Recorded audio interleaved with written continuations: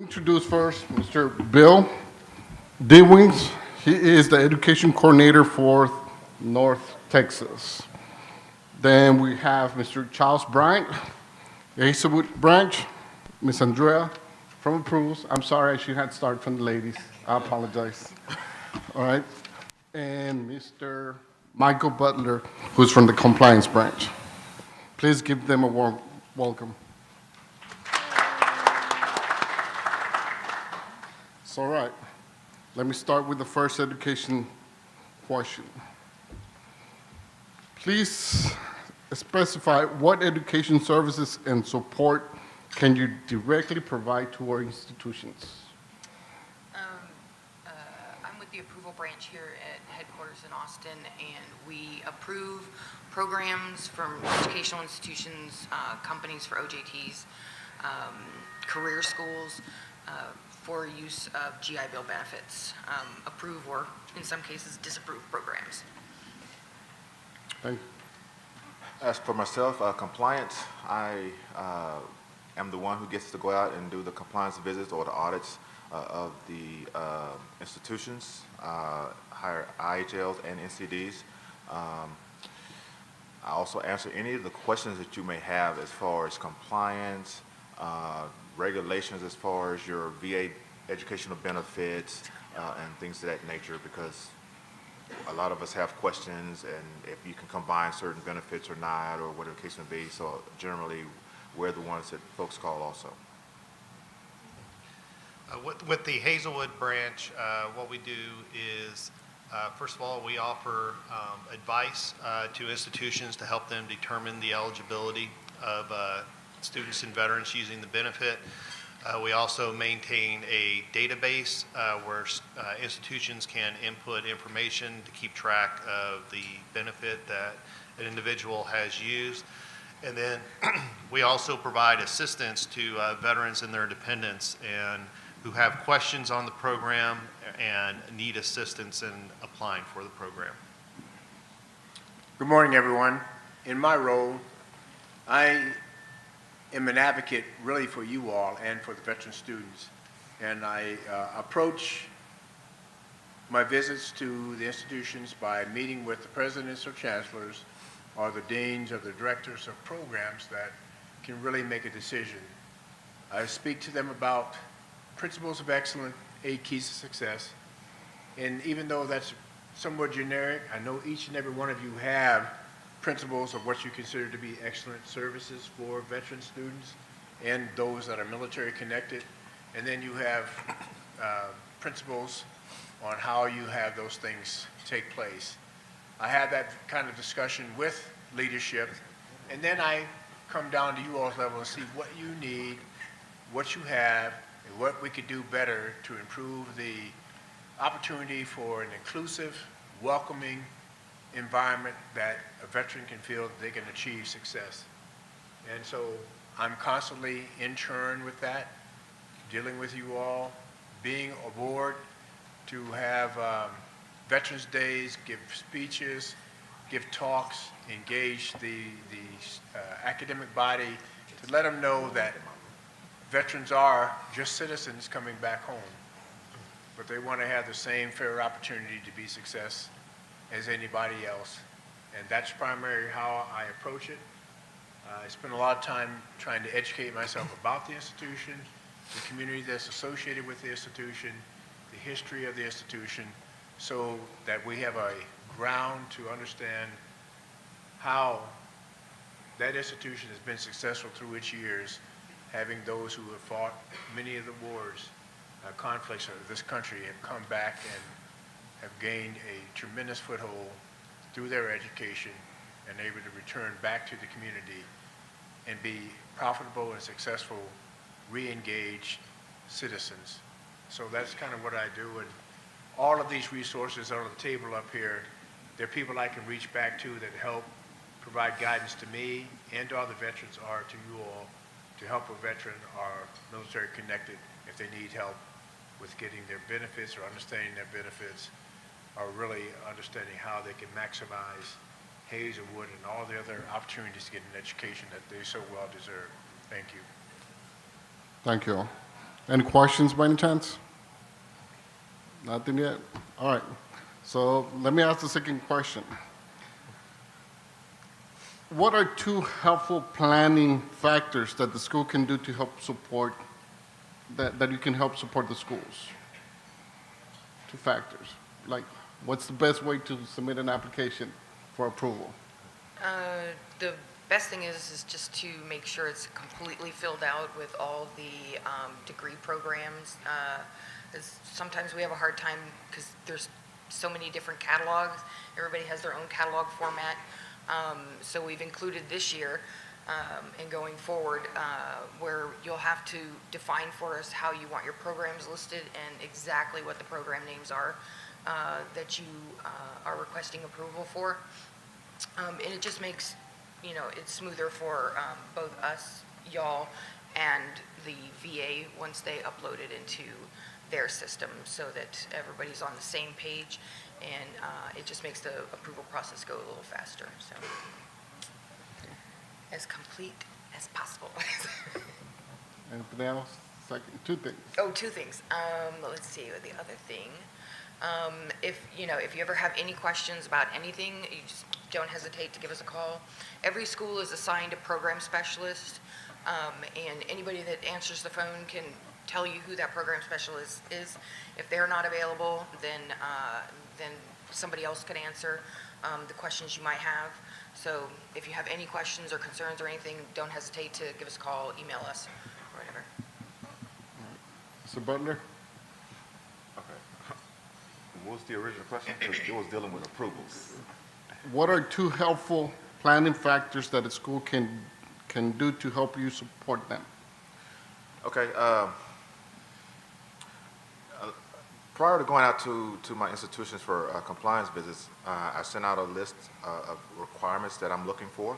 A lot of times schools have questions and they don't contact me prior to those my visit, and so that would eliminate a lot of the discrepancies found.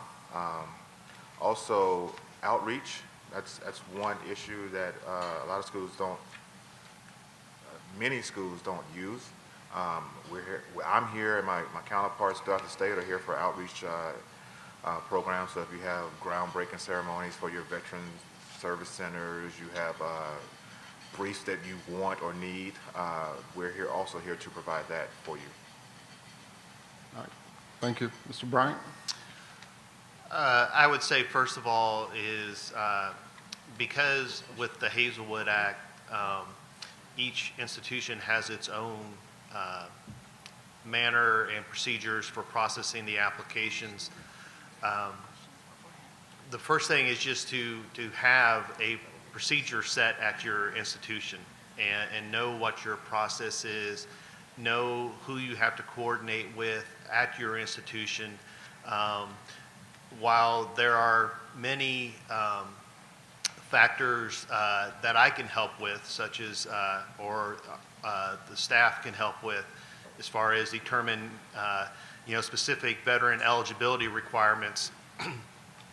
If you have a question on how to enforce the GPA requirement for the Hazelwood Act and how appeals on that go, we can't really help you much with that because that's all an internal school policy.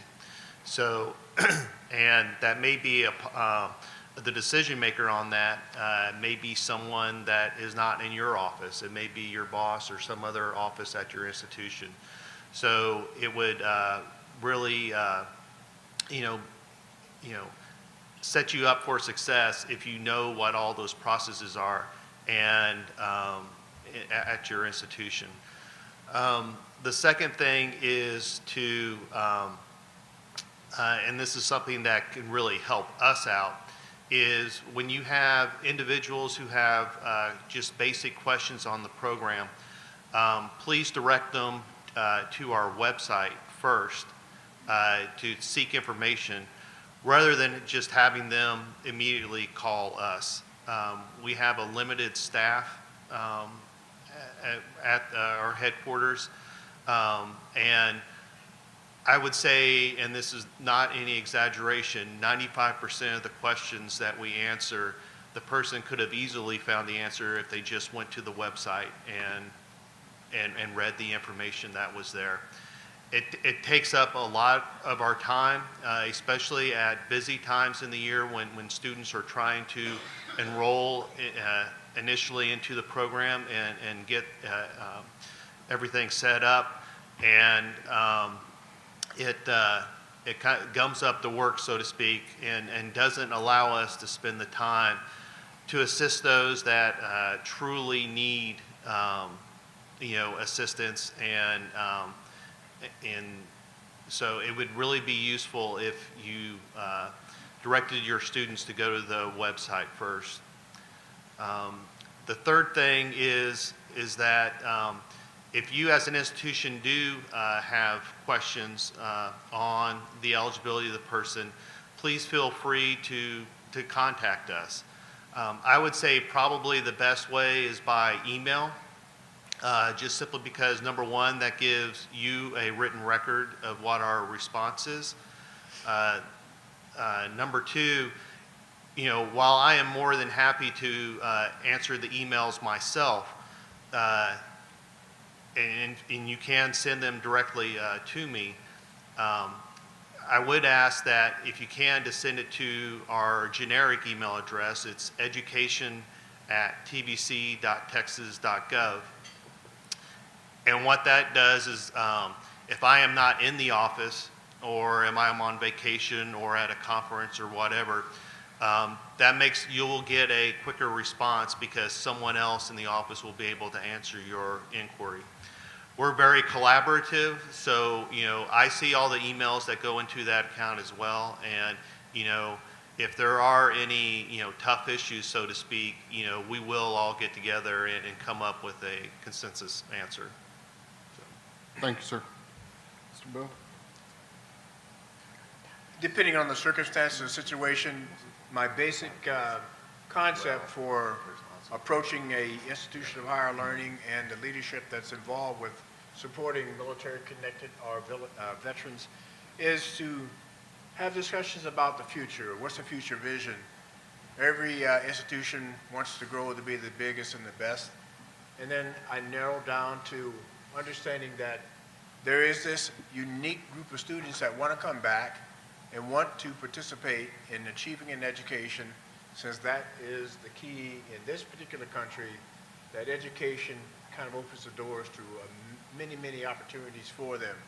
And so I talk about growth. I talk about the economics of understanding if you have a military-connected student or a veteran, the dollars and cents associated with that. Because what I found when you work at the C level, chancellors and presidents, yes, they want to have the best image of their institutions out there in the public, but their jobs are predicated on how much money they make and how many grants they can get and how many endowments they can get, and a lot of things that makes the institution a very successful financial entity. Well, breaking it down with that mindset, I let them know that a revenue stream of having a veteran go to your school is a guaranteed deposit each and every month. If everything is working like it's supposed to, the compliance, the input, the 1990 forms, all those kinds of things are working as they should. When you look down your profit and loss sheet, i.e. people, you see that in the veterans community and the departments you all work in, it's always in the black, because that government check is coming in. And the more you have of veteran students there on your campus, exponentially increases your value. It's value added to have them. Now, having it on campus is not just the mere fact of there being guaranteed payments to you, the institution.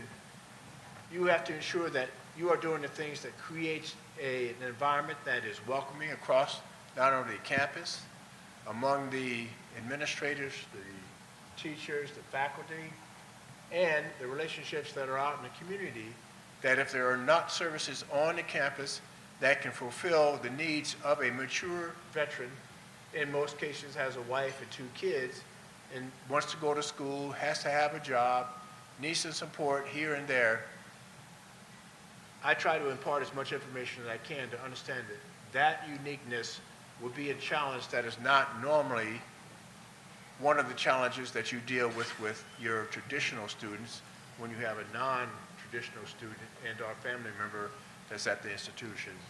And so we talk about leadership at the top, understanding that these students are there. We talk about faculty and staff, those members that also are engaged with these students. We talk about the veteran also having some ownership on how they conduct themselves and how they treat others, and then communicating and asking for help.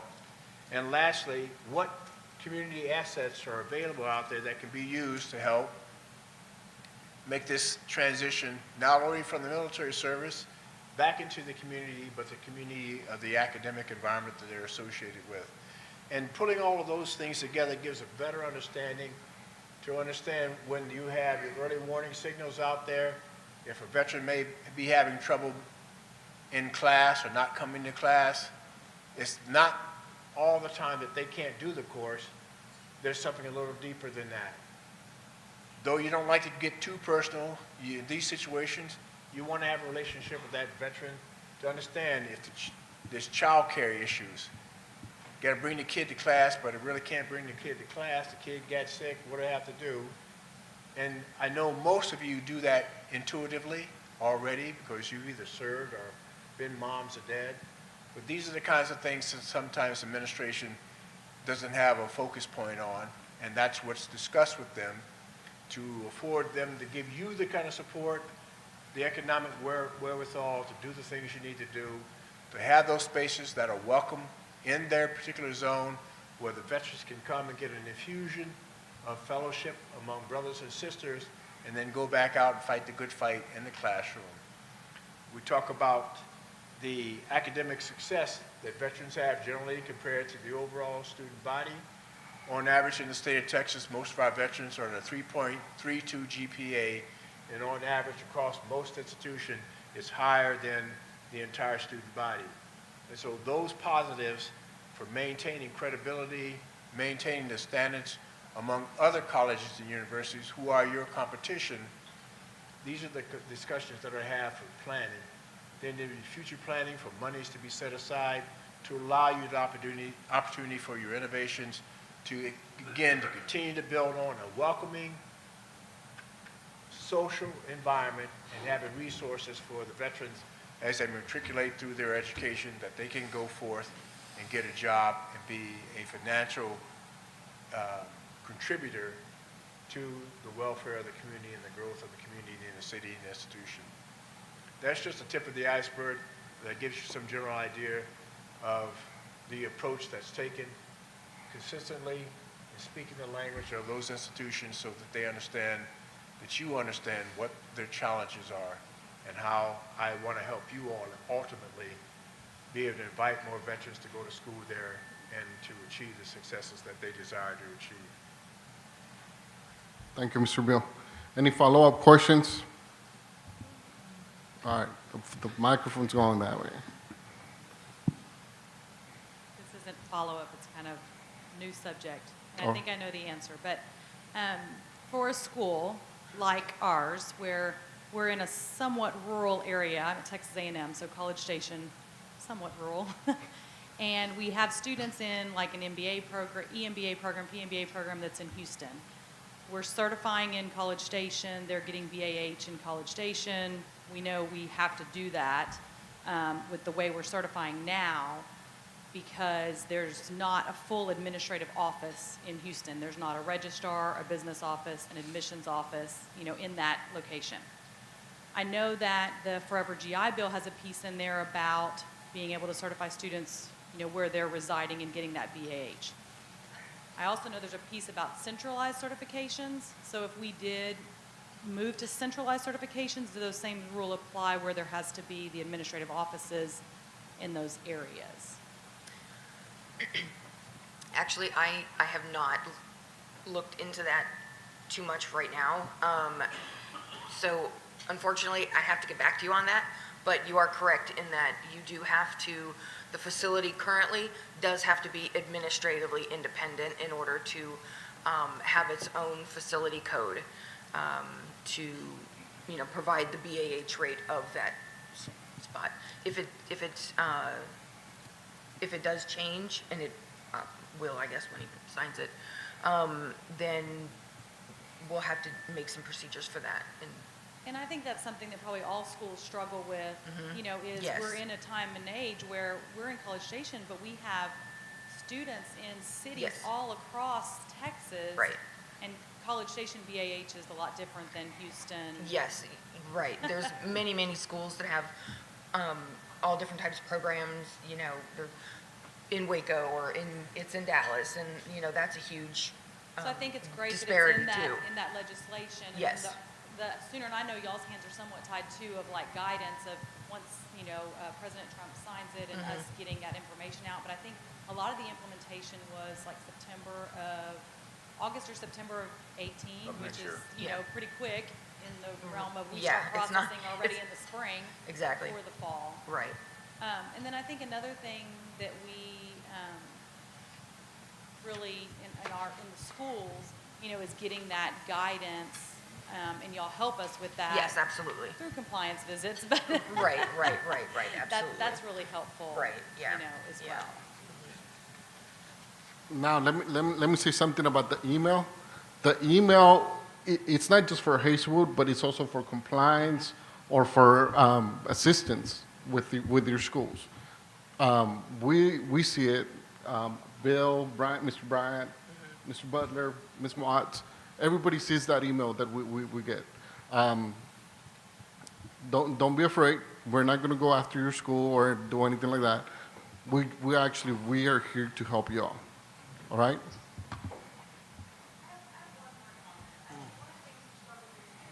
No, y'all can't do anything about it, but y'all could really advocate for us is the automation of VA-1s. You know, with being able to dump everything from our student system, because at the schools we all have our own student system, and if we could dump that into VA-1s, just like we do the data for TVC, you know, we can pull it out of our system and dump it into your database. That's an automated process. VA-1s is very manual, and in the past, that's where our audit findings are, is that manual, you know, intervention. It's something we've talked about, I think, for probably 10 years, or who's ever been in the business for Well, 20, 30 years. I know VA, the VA is currently making their changes as far as applications, and also they're moving towards getting away from VA once and going to another program. So somewhere down the road, the VA is going to make that change. So as far as what it's going to entail, I could not tell you. That's the VA. I think, as you said, for those of us that have been in the business, I've also been a school certifying official at UTSA for over 10 years before I came to the TVC. And, you know, VA-1s is that tool that we used and y'all currently use. But I think they're going back, and this is speculation, that they're going back to the old VA CERT program because they can manipulate it more, and they're actually they're getting more money for IT. So hopefully the changes that you want to see will come. It probably will be a long road, as everything is usually with IT and the VA, but you can, as a certifying official, a school official, make requests to the VA yourself and say, you know, these are the ideas that I have, you know, please implement them, or, you know, you. So, you know, in the government relations area, Right. we said these are the things, and we know it's been talked about. I don't know that it was really in that forever GI Bill. I had heard that they were talking about it, but there wasn't like a piece in the line items about it, so. Yeah. Any other question? It's not really a question, really, but I know it was brought up at Waves. We brought it up a little bit at Tech Depot. Y'all have no control over it, but, I mean, y'all do work for the state. If y'all could, and I'm sure with the new administration, they'll look at it, but, you know, everybody was hit hard by the reporting fee reduce, you know, from 12 to 10 to 7, whatnot. And, like, for example, you know, there's a couple, and we'll be okay. I'm not going to mention my school, but there's some things we're not going to be able to, there's some things we're not going to be able to go to for the cost because what we were supposed to get. So my main thing, I know y'all have discussions with DC, Mr. Worley, whatnot. And I know everybody's pushing for that reporting fee to go back to $12. If y'all could just help us out in that fight. Fernando, it's proposed at $16 in the Forever GI Bill. Okay. Oh, nice. See? But, Oh, okay. but it's in the bill, then, you know, you have to have the funding, right? And so it's in the bill for going from $6 back up to more than it was to 16.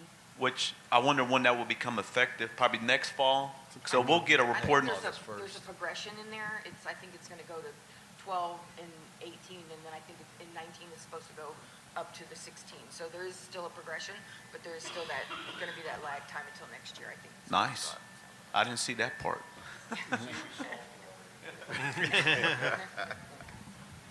All right, any more questions? All right, then let me go to question number 3. So please share with our audience the tip or best practice that you learned from a school this year. Let me jump in and help with some of the question that has framed. What we've done is, to be quite honest, as we set the conditions for next year's conference, workshop, symposium, is we want to set up a portion where we have best practices. Potentially a half day, if not a full day, of best practices. Best practices where we have impaneled SVA chapters. Best practices where we have SCOs, school certifying officials. And we recognize not everyone in here is a school certifying official.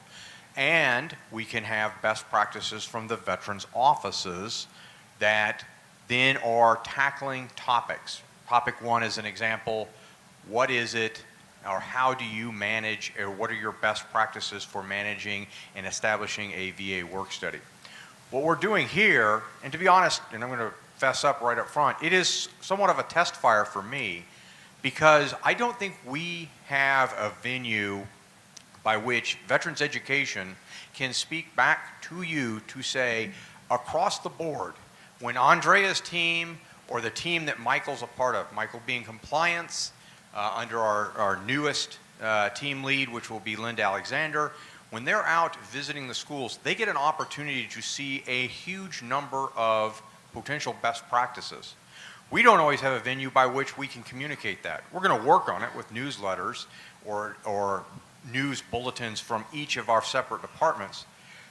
When Andrea's looking at it, and believe me, between what Jerry's intimately familiar with and what we're doing at UT with certain organizations trying to build different programs, she gets to see different pieces that impact school certifying officials. Compliance gets to see what school certifying officials are doing, and Charles gets to see the pieces that are occurring with the Hazelwood processing, and Bill gets to see it from a macro view as well as a micro view. So when we wanted to use this question, and I'm giving them plenty of time to think about their answers, more than enough time to think about their, because they had the questions. Thank you. Was comes back to the set of what have you seen in your experience that you want to share that other people can look at and say, you know, dadgummit, we didn't think about that. That's a pretty good idea. Let me catch up with Andrea at the coffee break and ask her, hey, who was doing that? How was it done? And why was it effective? With that, I'll turn the question back over and start with now, Andrea. We'll have a question first over there. I have a question.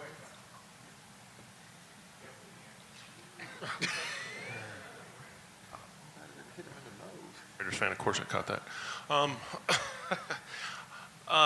Just going back to the best practices, when I was in the military, they also had and just maybe a suggestion or a question, they had a section like when we went through some sort of, I don't know, inspection or something like that. They would do the best practices. They would come to each unit and do the best practices and make it available online for all the other schools. And then like Rand was saying, they would have sort of a list and then sort of categorize it and all that kind of stuff, so we could go through and then we could see what some of the other, I was weapons, so some of the other weapons shops and departments across the country were doing and stuff like that. So maybe it's just a suggestion for something like that, but it was really helpful. So.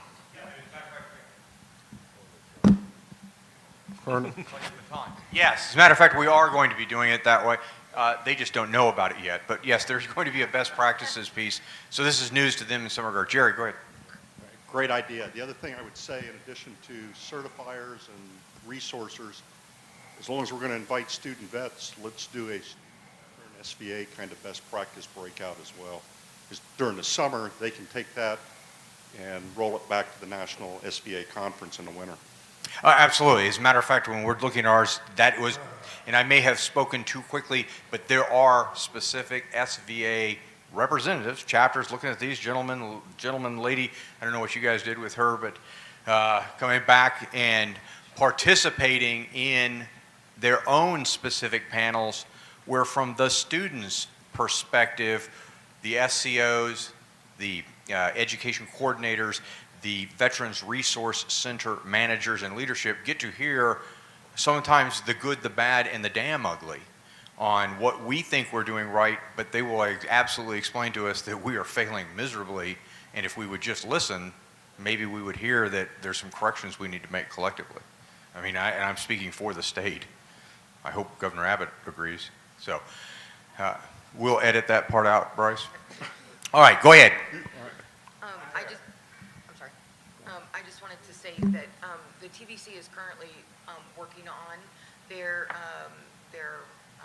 redoing, revamping the website, and we in the approvals team have gone through pretty much all of our applications and tried to define each piece to convey to the schools exactly what we need, so that there isn't any miscommunication or misunderstanding, so that when your information comes to us, it's a smooth process. So we don't currently have, we used to have the applications up because we revised them and the web page is being revised. We're going to put them back up there. And that is, we also have checklists that we follow. So that is something that we could, possibly also either put in the application or put online. That would definitely help y'all out, and help you out, to help us out, to help you out. So we can look at doing that. Thank you. Mr. Butler? Best practices for the institutions. Right now, VA still requires us to see paper, have our hands on things when dealing with compliance. But I know a lot of the institutions are going or already doing automation as far as student records. And so organization is probably the best practice as far as those documents, because when we request, or when we let you know that we're coming out to your institution, we're requesting certain items. And a lot of times when I go to these schools, I get folders and they're not organized. And so I'm having to flip through all kinds of paper. And so then I see different things that I probably shouldn't see. And then that creates discrepancy. So a lot of times, organization of the student records and give me what I asked for. If I just see the things I asked for, then that's going to be a golden nugget for you, because I'm not looking at a lot of clutter and a lot of things that I should not be seeing or do not want to see. All right, there's a question.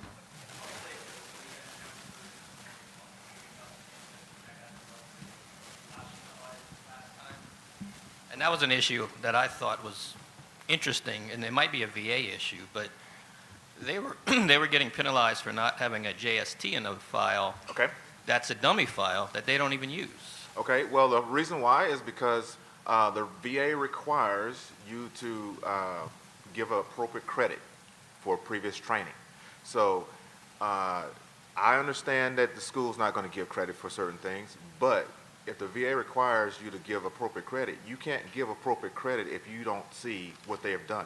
Well, I guess what I'm saying, though, is you guys aren't allowed to look at their electronic folders, because they have the JSTs, but then they had to create this file and print it, and if they didn't print it in the file, they're penalized for it. Which last correct. week, the file wasn't even existing. Well, that I understand, and that's the problem with the VA. They're not up to snuff with the learning and the technology of the world today. Okay. So they're still eons behind us. And so until they decide that we can look at your computer and see that you have these on file, then that's how we have to Okay, operate. so that is a VA That is a thing. VA You thing, can't look at yes. this. Okay, that's what I wanted to know. I would say one thing that is a best practice that I know a lot of schools do is you wouldn't think that this would be an issue with the Hazelwood Act being in the news with the legislative sessions and with the committee hearings even in between sessions. But we get this complaint a lot, and I'm sure the many institutions do as well, that a person saying, well, I had no idea that this program even existed. And what a lot of institutions have done is, as part of the in-processing process for their new students, they ask, are you a veteran? Or are you the child of a veteran? And if the answer to either of those is yes, then follow-up questions come, and the school can send email inquiries, to the student's student email account, and to see if the person is possibly eligible for the Hazelwood Act. Now, some students ignore those emails, but if you have that process in place, then when the student or the veteran parent comes back later and says, well, why didn't you notify me about this program? You can say, well, we did notify you, and we received no response. So I know a lot of institutions do that already. That is something that does, truly help the veteran out. But additionally, it helps you guys out too, because you can say, we did perform our due diligence. We did try to provide you information on this program. You can lead a horse to water, but you can't make them drink. So that is one best practice that I've seen with schools. Thank you. Mr. Bill? With respect to what I do get to see a wide variety of success stories and what is allowed based on the economic welfare of the institutions. One of the things that I saw that was the best practice that some of the institutions I know that I go to are able to track, particularly the uniqueness of student veterans or military-connected students, how they're doing, what their attendance rates are in the classroom, how they're doing GPA-wise, are there any needs that they have. They have periodic reports where they report back and forth to the Veteran Service Office or Finance if there's any hiccups with any bills or early warning billing systems. And so I try to take that information because it is scalable to our 30,000 student institutions to our 12,000 institution of students, where you can have a system like that. Walk in the office, I can ask, can you give me a report of what the status is on all of your identified student veterans and our military connected? And they're able to pull that down by category from chapter 30 all the way up to 35, Hazelwood, Yellow Ribbon, any other kind of funding stream. If that person is indicated as a veteran, that information is available. And there's some schools that actually, when you go out on their webpage, they have a complete section that's purely veteran-centric, where it explains everything, and it's written at the 8th grade level. That's not to insult anybody, but it's written at the 8th grade level so you can fully understand exactly what's offered. Here is a checklist for all the financial requirements that you would need if you are a brand new student. It's a fill in the block, be honest about it, and then it's a cross-check that the institution requires, and then that cross-check goes to somebody in that office, and there are funds that they're able to set aside based on the grants they have that are not federal grants that restrict how you spend those monies, where they can give a non-repayable $500, $600, $700, $800 loan to get a student over the hump. They have great relationships with the communities where when a veteran's there, who they can turn to out in the community to assist them. They have relationships with the VFW, American Legion, Red Cross, Goodwill, and then they have relationships with churches. Because we have a lot of female veterans that are mothers. And one of their biggest consternation is, what do I do with my child that's not already in school?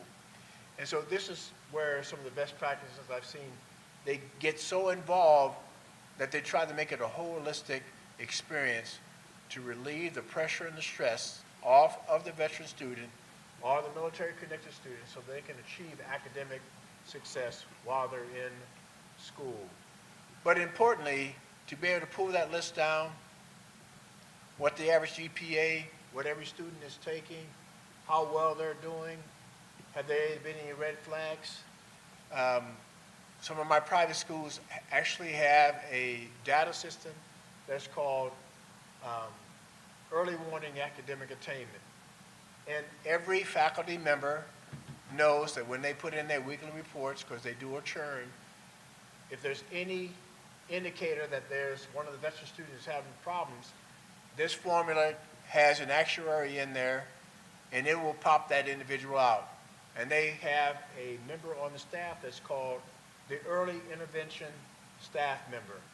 And he physically goes out and tracks the veterans down to ask them, are they having problems, where they're having problems, to help them achieve success. We look at putting on applications, identifying, because you all have veterans or military connected that are on your campuses that you don't even know exist. So trying to change the culture to get everybody on board with identifying and then getting administration to put an indicator on those applications that somebody could help identify who they are. That's one best practice. Another best practice is they teach Green Zone. It's an Aurora grant that pays for all the materials, but you're able, when you do faculty orientation, gearing up for the new session, you talk about the special needs, the uniqueness, culture, language, education, training.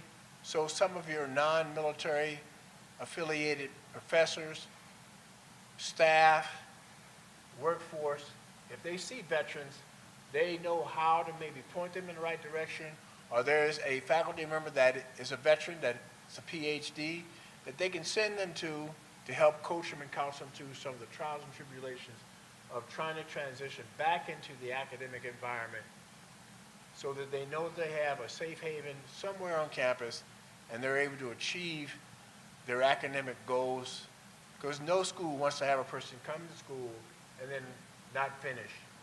That's not one of your goals that you want to achieve.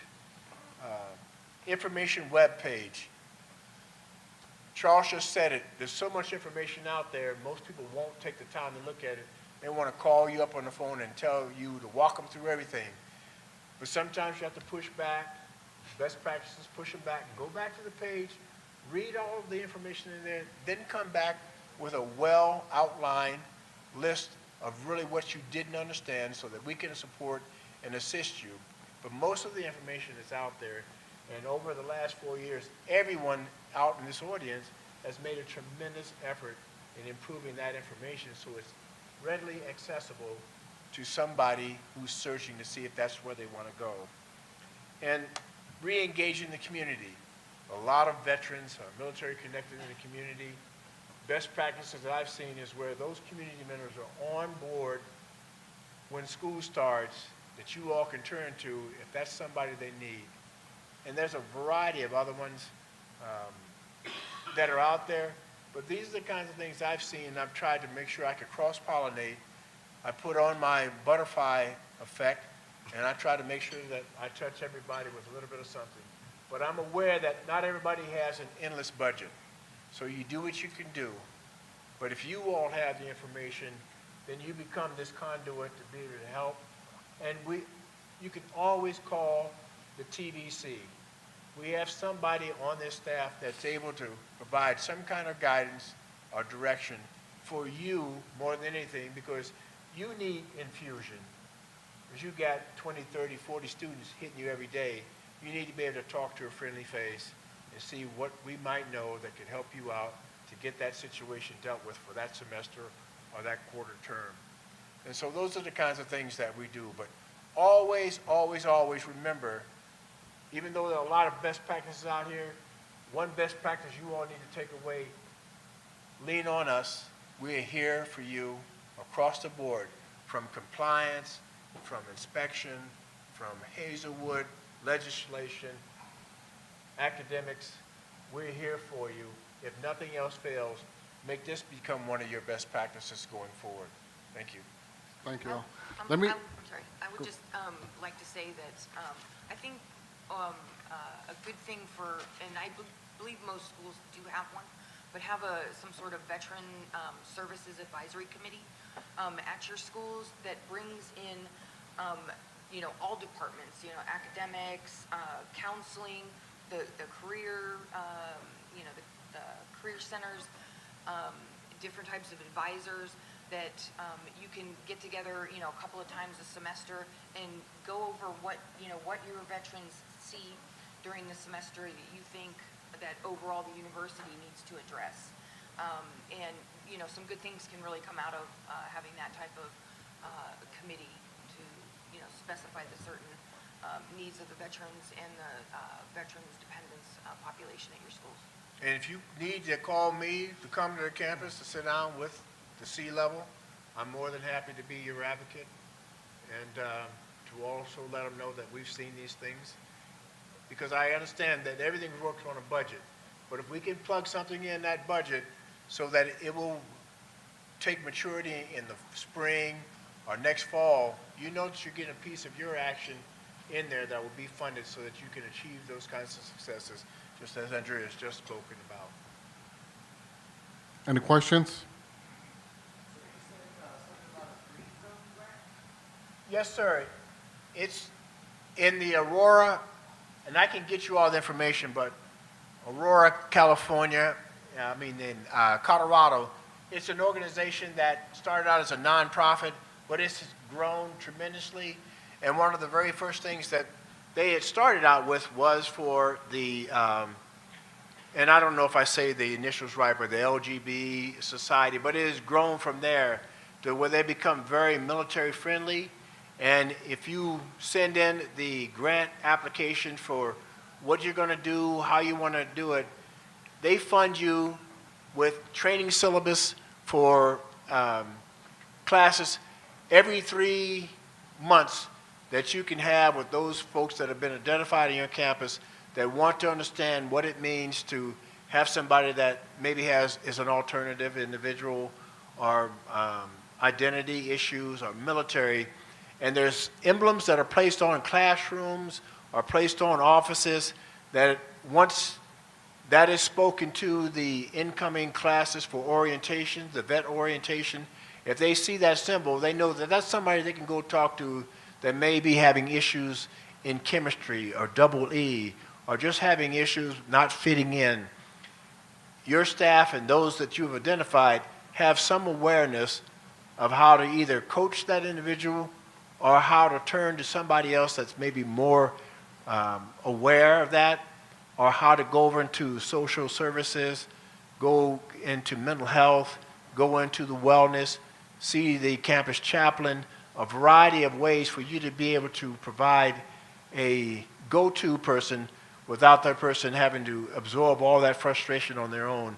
And it's really a pretty awesome program when you don't have to pay for any of the materials, the lessons planned, the little geek stuff that they give. And then once everybody's gone through and certified, they get a certificate, a legitimate certificate, and you can reapply each and every year for that. Once you've proven to be a good steward of that program, it works out. And I have schools that do it every single year. If I go visit and they happen to have one of those training classes, I'm sitting right there and they're getting all of the lesson plans and all the best practices across the United States on how everyone else has done that, and they put it into a well-outlined training program. And again, it's something that doesn't cost you any money, but it's value-added to everyone on the campus and in the community so that they're able to be identified. And then they go so far as put it even in the academic catalog where that emblem will be by Professor Joe Scott, in PhD, but you can see on the side that that is a go-to person that understands veterans and or the unique class of students that we now have, and that's one way to help them out, sir. Aurora. I'll give you my card, and I'll send you the URL for that, and you'll be able to tap into them. One last question.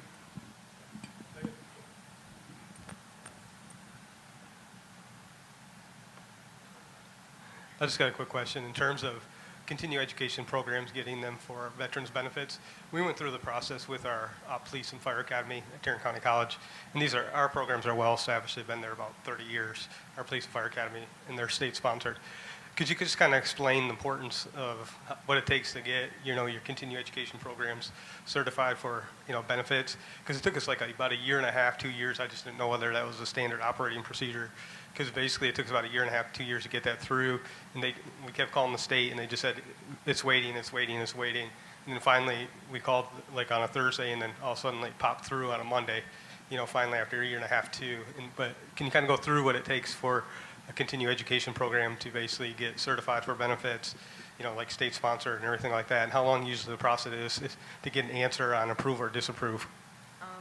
Yeah, that seems an inordinate amount of time.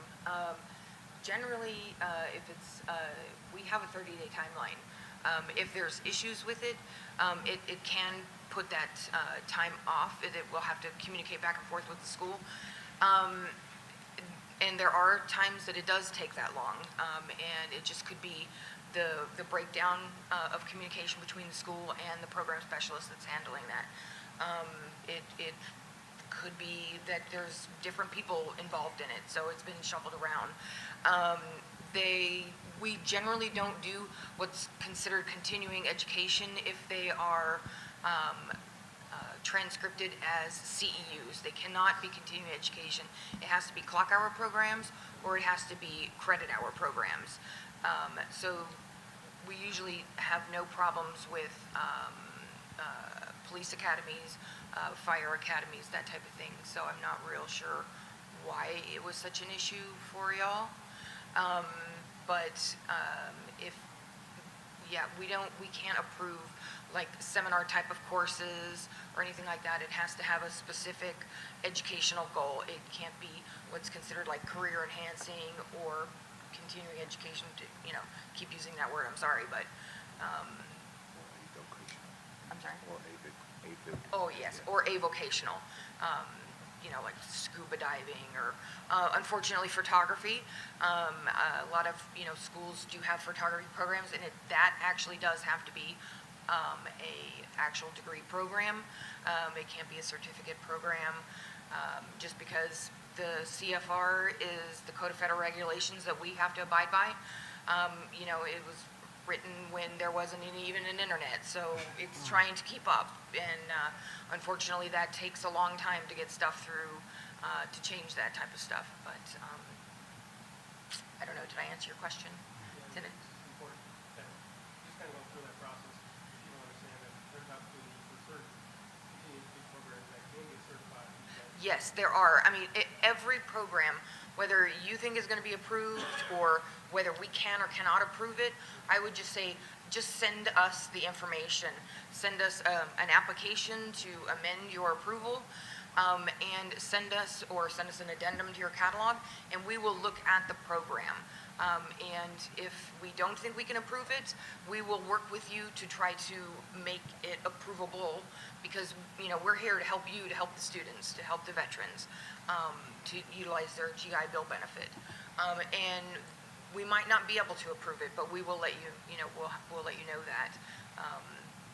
Like I said, there are certain programs that just can't be approved. Okay. All righty. Well, let's thank them. And now we can go on break. Starting from right to left, we have Mr. Brian Bear with our Texas Veterans Commission Good morning. Then we have Mr. Gabriel Lopez from the Texas Workforce Commission Leadership Program. Yes, sir. Good morning. And of course, TAMU one and only USMC retired Colonel, Mr. Jerry Smith. Howdy. All right. So this is our employment panel, okay? Once again, I'm going to ask questions. If not, I'm going to be asking you questions. All righty?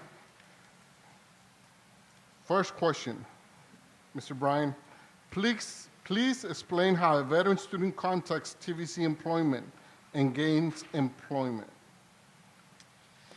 So there's actually several different ways that this can happen. I know we have two types of people that work for the Texas Veterans Commissions as our employment reps. They're Veterans Career Advisors and they're Veterans Employer Liaisons. Our Veterans Career Advisors work one-on-one with that veteran or that eligible spouse, okay? They work with them on their resume, on applications, labor market information, all that stuff. And the way that they do that for the student veterans is they go out to the military resource centers at some of the colleges.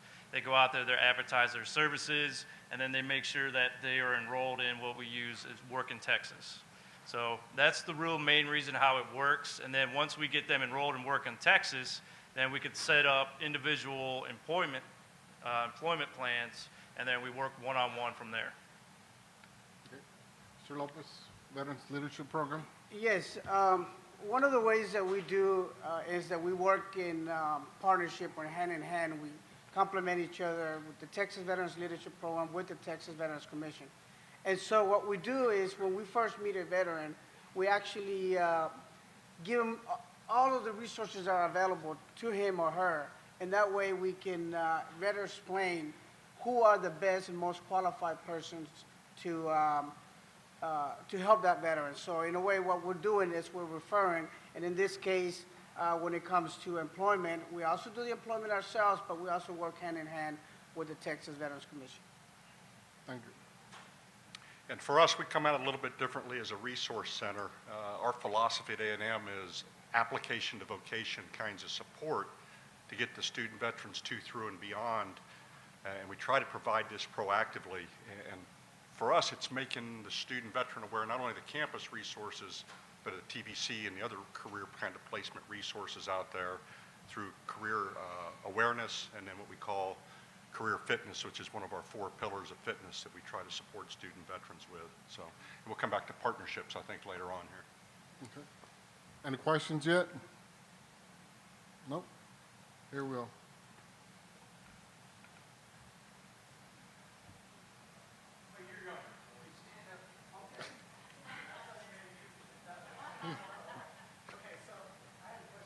You talked about veteran career advisor. What was the other term you had? It's a Veterans Employer Liaison. Okay, so that gentleman. Yes. What exactly is his role in the process, along with what has been the veteran's role? We were discussing this yesterday, but I've had veterans that have come to me and say, well, all you told me to do was go to work in Texas. You had me fill it out, and then you said, go on about your day.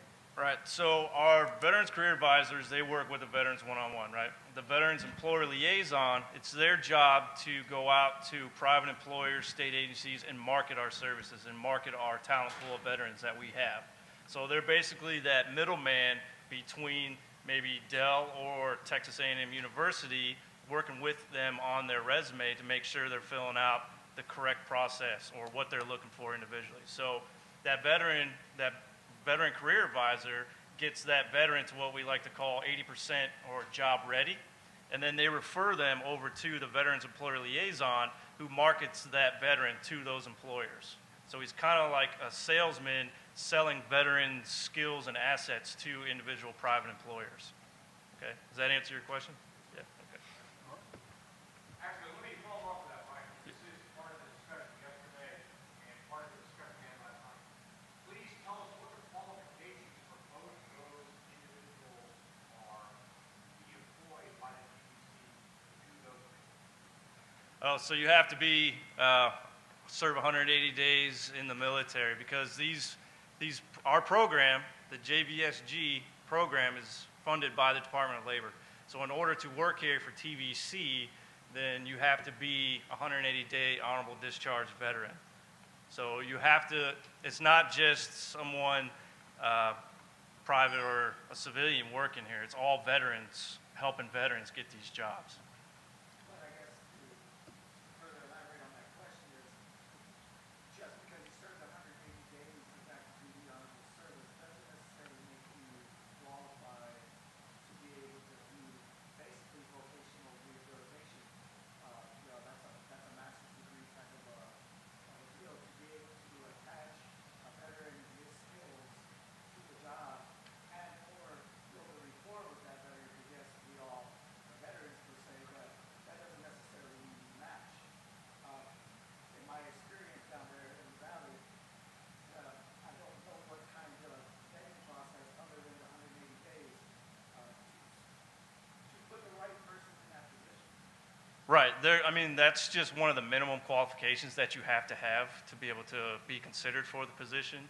But we do have to have at least 1 year counseling and working with interviewing veterans, things of that background. So you have to have additional skills and abilities to apply for this job. If I may add something to that, when the Texas Veterans Commission and all the agencies that deals with employment services for veterans or any service for veterans, I think the number one qualification or the number one requirement is you have to have a vocation to help veterans. That is the number one issue. And then the training comes along, and just with the TVC as well as the Texas Veterans Leadership Program, there's additional training that goes with the job, and then you start growing into that job, and then you go out into the field. So it's just not, okay, you're coming in and we're going to send you out to the field. There's a learning curve there that has to happen, and the more time you spend on the job, the better understanding you get of the whole concept of working with veterans. So I know everybody here experiences the whole veterans don't really participate in stuff. What's your suggestion for promoting and or selling your services to veterans before they get to the point of needing a job yesterday? It's kind of hard for a veteran to get into veteran stuff, right? You know, as soon as they get out or they get discharged. But the most important thing that I found throughout time is that learn the programs. The more you learn, the more you understand how the whole veterans world works. And I think that's one of the things that anybody can do. So I'm a veteran, and I'm just kind of like not doing anything until the last minute. I'm very good at that. But I'm saying, how do you sell the service? I'm very well informed. I spread the word. But getting people to show up to like LinkedIn workshops or resume building workshops is almost impossible. So how do you improve that? Can I say something on that? I just recently retired, so and I moved out here from San Diego. Now, I took top classes sort of early, like at my 27-year mark, so I can learn how to do a resume and all that jazz. Someone told me to say, hey, if you're going to work in the state, make sure you go to the website. Prime example, Work in Texas. So I went to that website, I registered, okay. Once I moved out here, around February, a TVC rep contacted me, okay. The regional TVC out of Houston. So that individual told me to go to Workforce Solutions. So I went to Workforce Solutions, talked with my rep, and my rep said, hey, what do you have, what's your background? I told him what my background was. I'm a retired officer, naval officer. I did human resource development background. I have a master's degree from University of Illinois. I told him all that kind of jazz. So what she did is she said, hey, here's a couple of jobs, right? TVC had 2 job openings, and there were some other job openings pretty much in Austin. A lot of them was in Austin. And sometimes you got to think about it, the area that you go to. Okay, that's the thing. Coming from Virginia, there was a slew of human resource positions. And the majority of those positions was in DC. Didn't want to do that because I turned down 2 jobs to go to DC. So I didn't want to do that. So in Texas, Houston, human resource, I think the Texas area, the Houston area is pretty big time oil industry type city. And it's sort of hard to get a position down there, right? As far as in the human resource aspect. It all depends what you're looking for and what you're trying to kind of advertise yourself for. So what made me choose Austin, which I wanted to commute back and forth, which is kind of like, hey, wow, okay, I can do that. So I wound up getting a job at TVC, which I did, which was like a blessing for me. Honestly, to tell you the truth, working with veterans and working with individuals getting out of the military and trying to understand, let them know that, hey, what you did in the military, if you was in those high-ranking positions and all that jazz, hey, you gotta be humble. You might have to start from the bottom. It's just like starting from the bottom in the military. You gotta start from the bottom and work your way up. And that's what I did. You know, being an officer, I gotta start from the bottom and work my way up. And I kept that mindset because I know, hey, I'm not gonna get that same position that I had in the military. It all depends. It's all about who you know, really, to tell you the truth. Okay. She has a comment over here, too.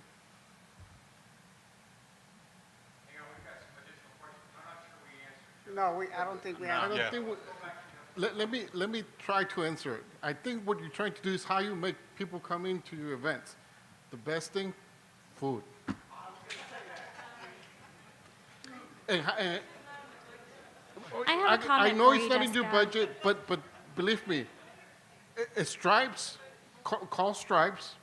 They can buy, or I don't know if every Stripes in you're El Paso, right? Do you have Stripes over there? Like the convenience store? No, okay. Down in the valley, we do have that Stripes all across the valley, and they provide us breakfast tacos. Laredo Community College actually got breakfast tacos. Walmart, H-E-B, they can give you up to a $50 card.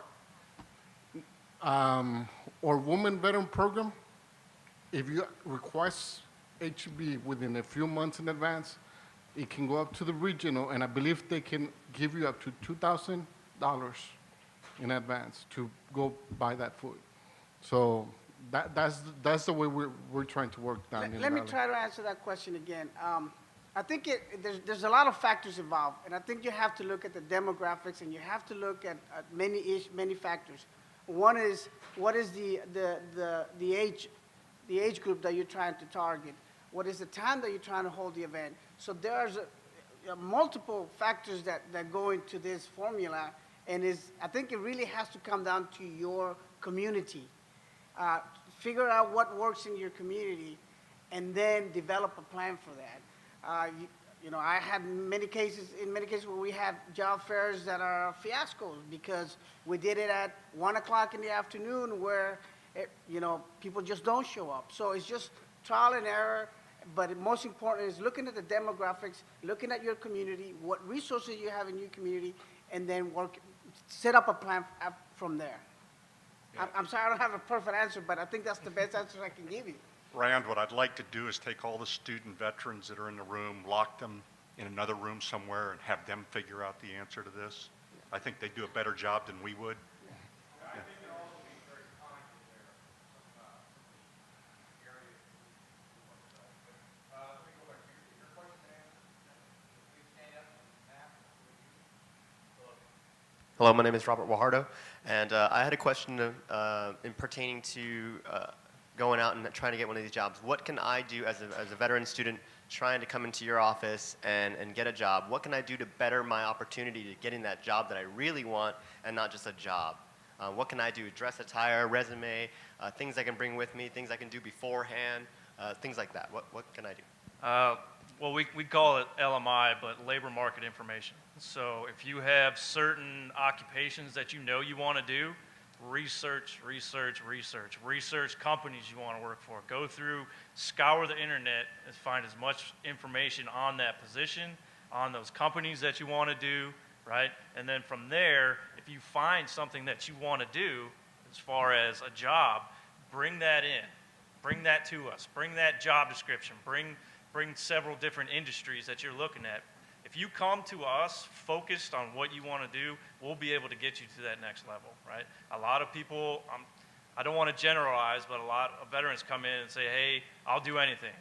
And we're like, great, we got a chicken farmer down the road. We'll get you, working there tomorrow. They don't, when they say, okay, well, I won't do anything. But if you come more prepared and you do your research beforehand, then we will definitely get you to that next level. One of the things I like to tell veterans who tell me that they want to work for a specific company, I tell them work for the company before you work for the company. And what I mean by that is you study that company, you understand what's the how the work environment is.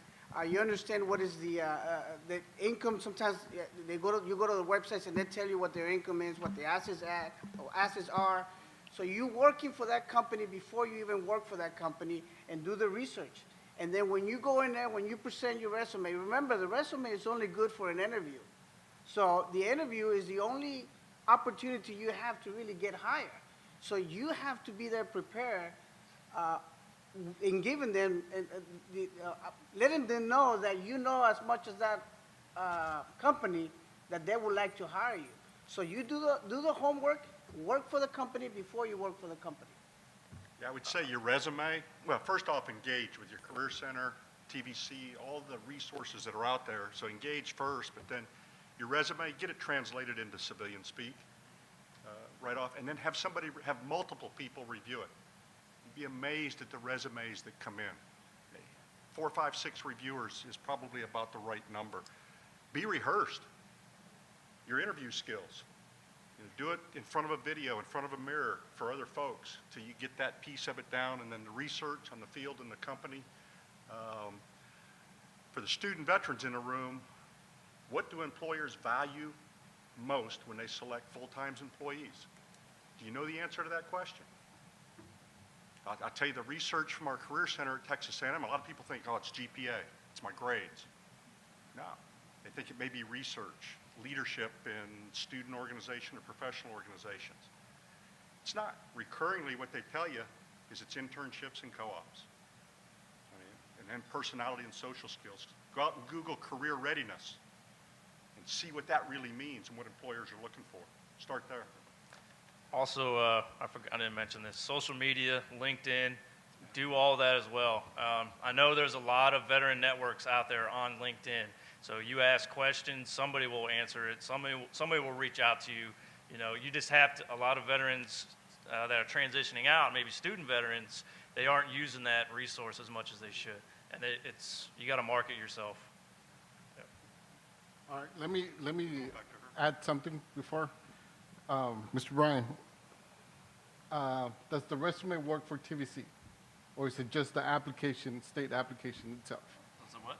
The resume, do we use the resume too? Oh, no. For state jobs, you have to use a Texas state application for us. You can't, they won't even look at the resume. If you look at the job description, it says resumes will not be accepted in lieu of state Texas application. Okay.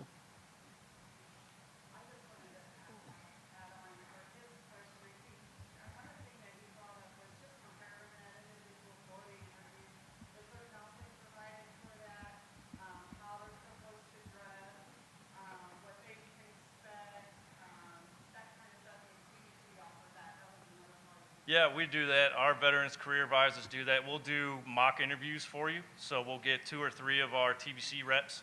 We'll take you into an interview room. We'll sit down. We'll ask you a bunch of questions. We'll bring you in, come in dressed to impress, right? You dress to the job that you're applying for. So if you're applying for a construction job, you don't necessarily need to wear that 3-piece suit, right? So we'll tell you we have programs called Dress for Success. And they break it down for you on tips and things that you should do when you apply for those jobs. Does that answer the question? Yeah. All right. Thanks. My commentary was for the young lady at El Paso, because I think it is very hard to get veteran students engaged in the programs that you have and resources. One of the things that we've been doing at our school is looking at you have to create the pull. So we have an emergency fund, and a lot of students utilize that. Well, if they're looking for money for whatever the issue is, they also have to go and sit down with our career center and get plugged into a veterans maybe career workshop or resume writing. That's a requirement of them receiving that fund. Also, we've worked really heavily with our Student Veteran Association. They want to win awards, and our university gives a lot of awards for outreach and those type of things. So the more and more services we can bring to them that they actually do, then we'll write them a letter or submit them for an award. So I think you kind of have to get creative with some of the things that you already offer that the students are using.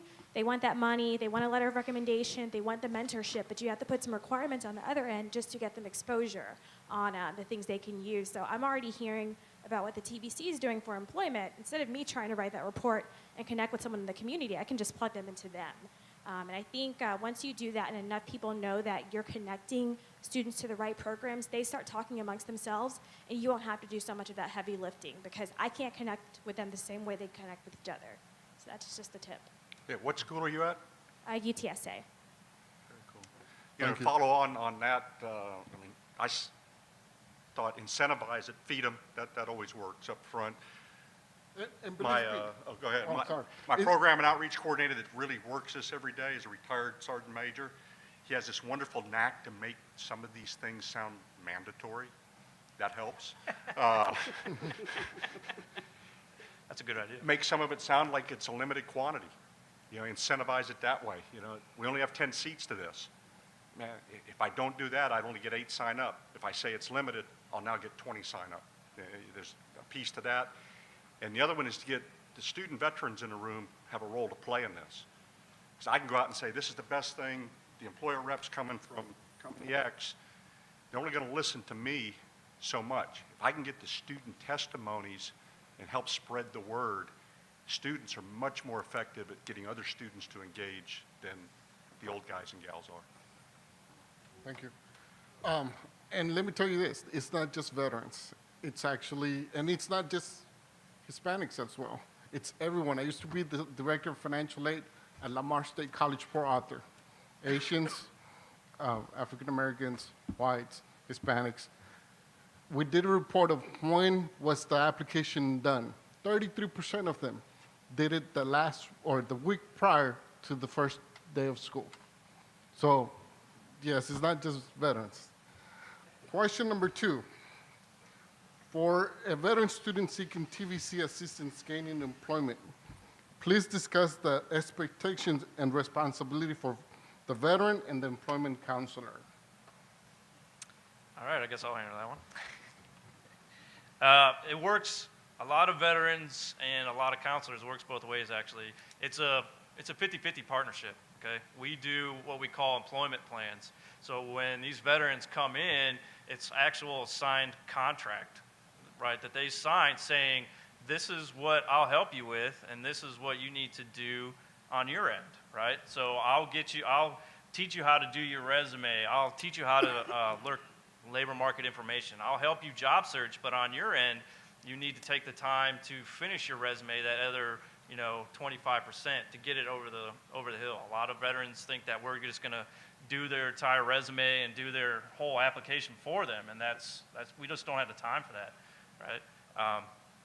So we go probably about 75% responsibility on that veteran career advisor, and then that 25 to 30% responsibilities on that veteran.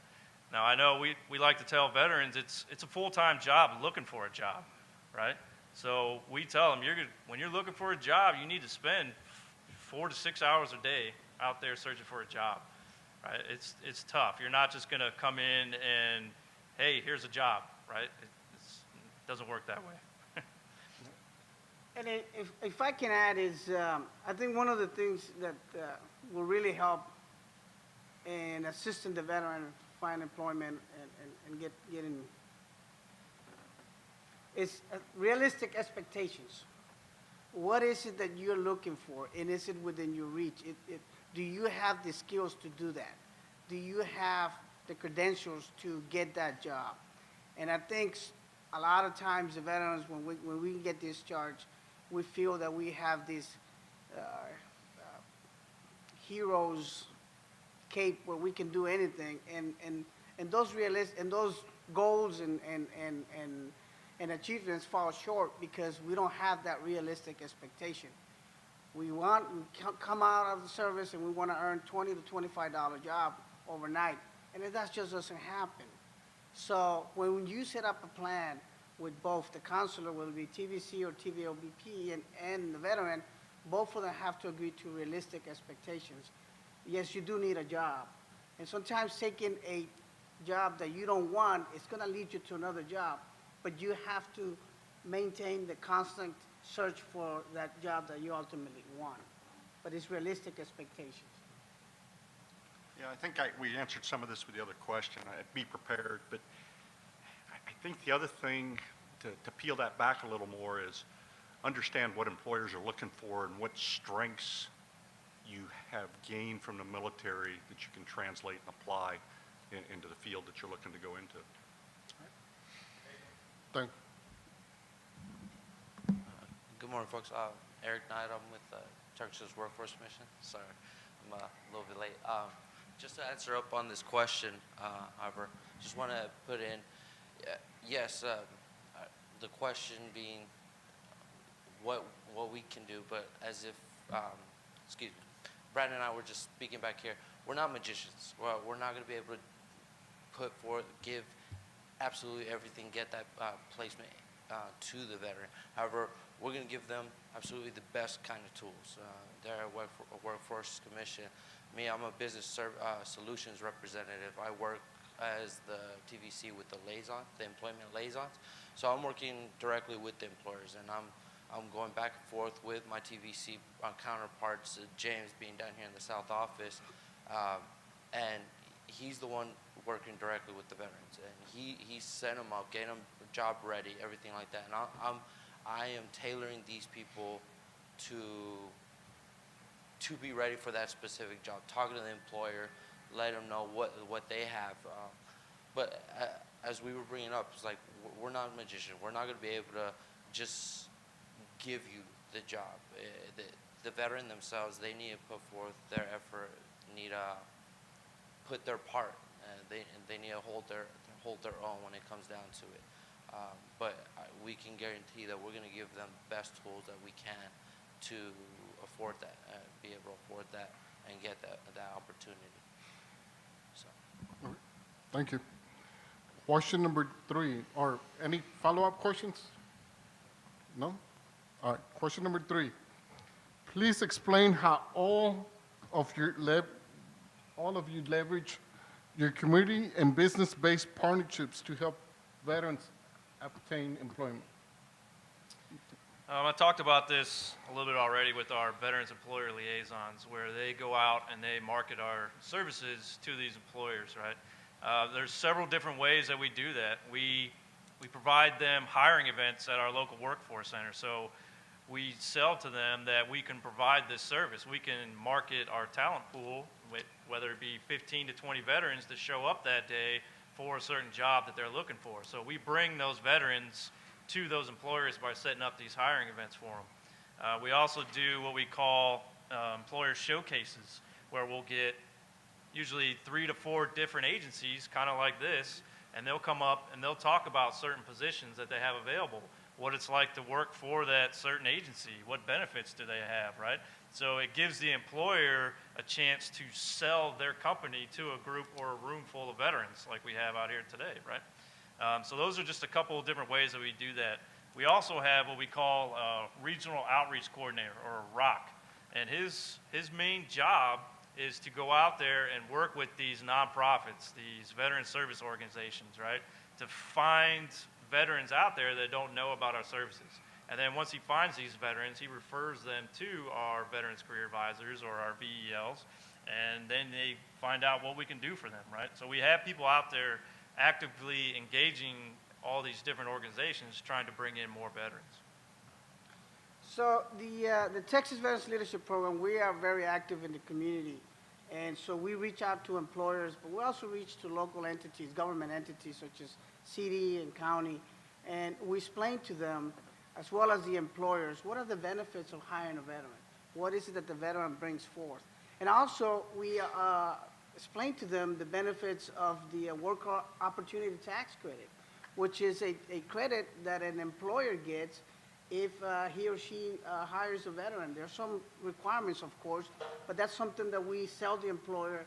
And also the network of community resources that are available. We try to link them all together when we're talking to the employers and we're talking to the community resources.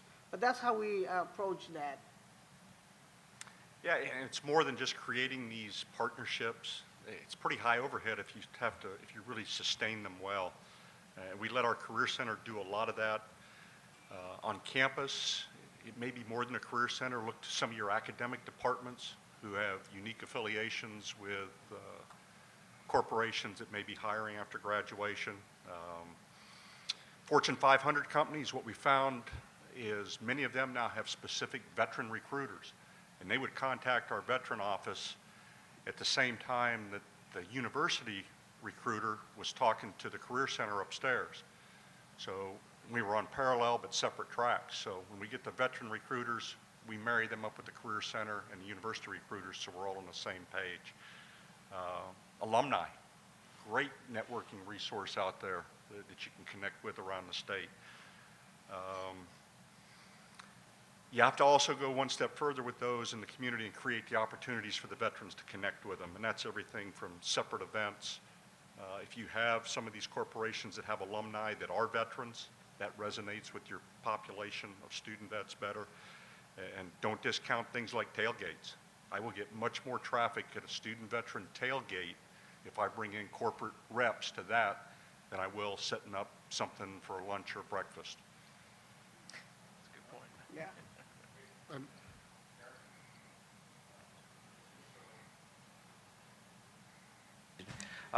Yeah, the way we take advantage is what we are the workforce development centers, and like so we are part of the community here. That's our bread and butter. So take advantage of that, or where the veteran can take advantage of that is that we have a team of people. Just their sole purpose is to gain these relationships with employers, with the community, and find placement. And how I said before is tailor these individuals into the positions that they seek, and in a way that's going to benefit both the veteran and said employer. So. Thank you. Any follow-up questions?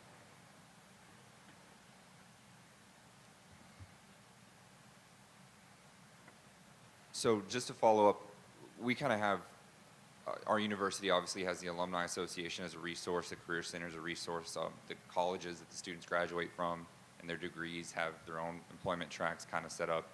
How exactly can we utilize TVC and some of these other state agencies to augment that? Rather, is there a mechanism in place, or is it kind of just two separate things going in separate directions? Is there ways that you guys can work together rather than kind of having the veterans just go to all different agencies, apply, and kind of start from scratch with each one? Or is that maybe something that's just the best way to do it?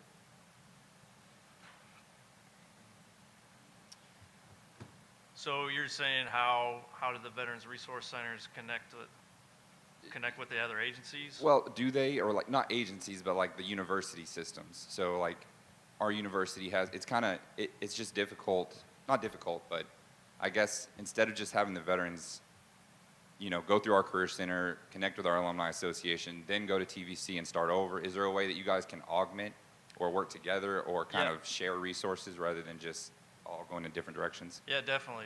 We've gone to, I know out in UTEP, we've gone, and also here in the Austin area, to a couple of different colleges, and we set up little workshops that we partner together. We'll come and we'll provide an hour or 2 hour presentation.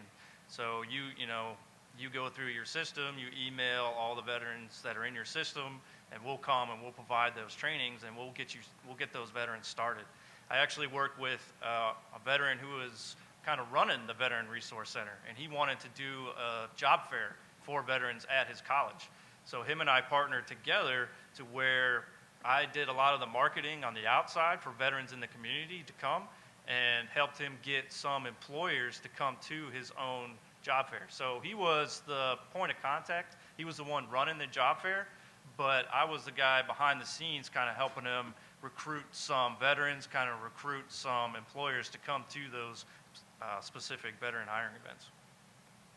Okay, thanks. Does that help? Does that answer your It question? does, yeah. Okay. Just, I guess I'll get with you afterwards to try to Yeah, develop that partnership with the university. So I actually run the Veterans in Government program here with TVC, and my job is to work with state agencies, hiring managers, and colleges, state colleges, their hiring managers. I'm trying to get veterans hired on with those programs. Okay. So definitely, yeah. Thanks. Yeah. Just to answer up on that, you asked how to avoid the veteran having to jump around. Going into like just the workforce development centers here, what we talked about yesterday, how they're screened to see their qualifying services. They're going to see that TVC rep that is implanted within the centers themselves. So I'm Workforce Commission, but we have TVC there. And then on top of that, I work hand in hand. We're divided up in teams, so we're facilitating employment throughout. And me being on the veteran side, I'm working with that TVC guy. I'm working with a resource coordinator with the Texas Workforce Commission, another veteran rep. And already there, we're trying to bring in as many of the opportunities, as many of the facets being TVC, TWC, and anything else that we can bring on just to help that veteran. And so they're not having to jump around and apply multiple places. And one of the things that we have to be aware of is that some colleges, and I'm not sure which ones, but there are some out there that will have or that will require an MOU, Memorandum of Understanding, with either the Texas Veterans Commission or the Texas Veterans Leadership Program or any other state agency. And I'm not sure about nonprofits as well, but that's something to keep in mind, that the university itself may require some type of agreement or some type of MOU. She has a question.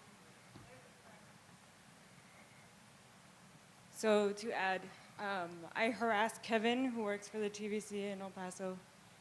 I harass him frequently. Basically, I make sure that he's on the same sheet of paper that the university is on. So anytime the Career Center is doing something and they send out an email to me, I send it to him. And then he's developed a relationship with our Career Center too. So he gets hit twice, which is fine by me. But so anytime there's anything to do with jobs, I just harass him and he comes out. Kevin Bose? Yeah. Yeah. And of course, you can always ask the coordinators, education coordinators, and we can discuss it with them. Say, hey, you know what? Lamar State College, no one's here, or Lamar University is here. They're trying to do a veteran workshop, or we have 60 veterans that they graduate in summer 2. Can you help us? And they start discussing or they start working on a plan. But let us know, and we'll get that for you. Or at least I would get it for my schools. All right. So, question number 4. No more questions, right? All right. Explain how your organizations can best partner with colleges and universities to bring your expertise and resources to their campuses. I kind of talked about this already, but last January, I was looking to hold a veteran-only hiring event out in El Paso. So one of the first things I did was, since I work primarily with state agencies and state colleges, I contacted Texas Tech and UTEP out there, and I met with their military career resource center, and they were able to distribute the flyers for me. They were able to market it for me to get veterans to come out there. So by meeting them and telling them about our services, a couple of those colleges didn't even know what we did or how we could help them. So I was able to get UTEP and Texas Tech to come to that hiring event, and then from there, I think we've developed partnerships to where we can assist them further on down the line. For the Texas Veterans Leadership Program, we go out to the universities, and we also have sort of like fairs, and we share or explain the benefits that we provide or the services that we provide. But I think I'm going to pass this to the Colonel. This question, I think, is more suitable for that. How do we partner with ourselves? No. I think from our end, it's having the opportunity to always be receptive to these other agencies that are out there, these other opportunities. I mean, your comment was, are they two separate entities, two separate directions? I think sometimes they are, but they should never be. It takes a certain amount of social energy on our part to stay out in front and be looking for the kind of partnerships that we can create with the leadership program, TVC, and others. From our end, so I think you mentioned it earlier, we have to understand the demographics. I mean, I can talk to any one of a number of employers, and I can say we have 1,300 current and former military, and if they're only looking for a limited number of STEM majors, that population may go to 12 really quick. I have to be very able to articulate very quickly what that pool looks like, graduation rates, some of the other data that we have to partner with other offices on campus is what do our employment rates look like? I mean, if you go to any campus and ask them, a lot of campuses won't know.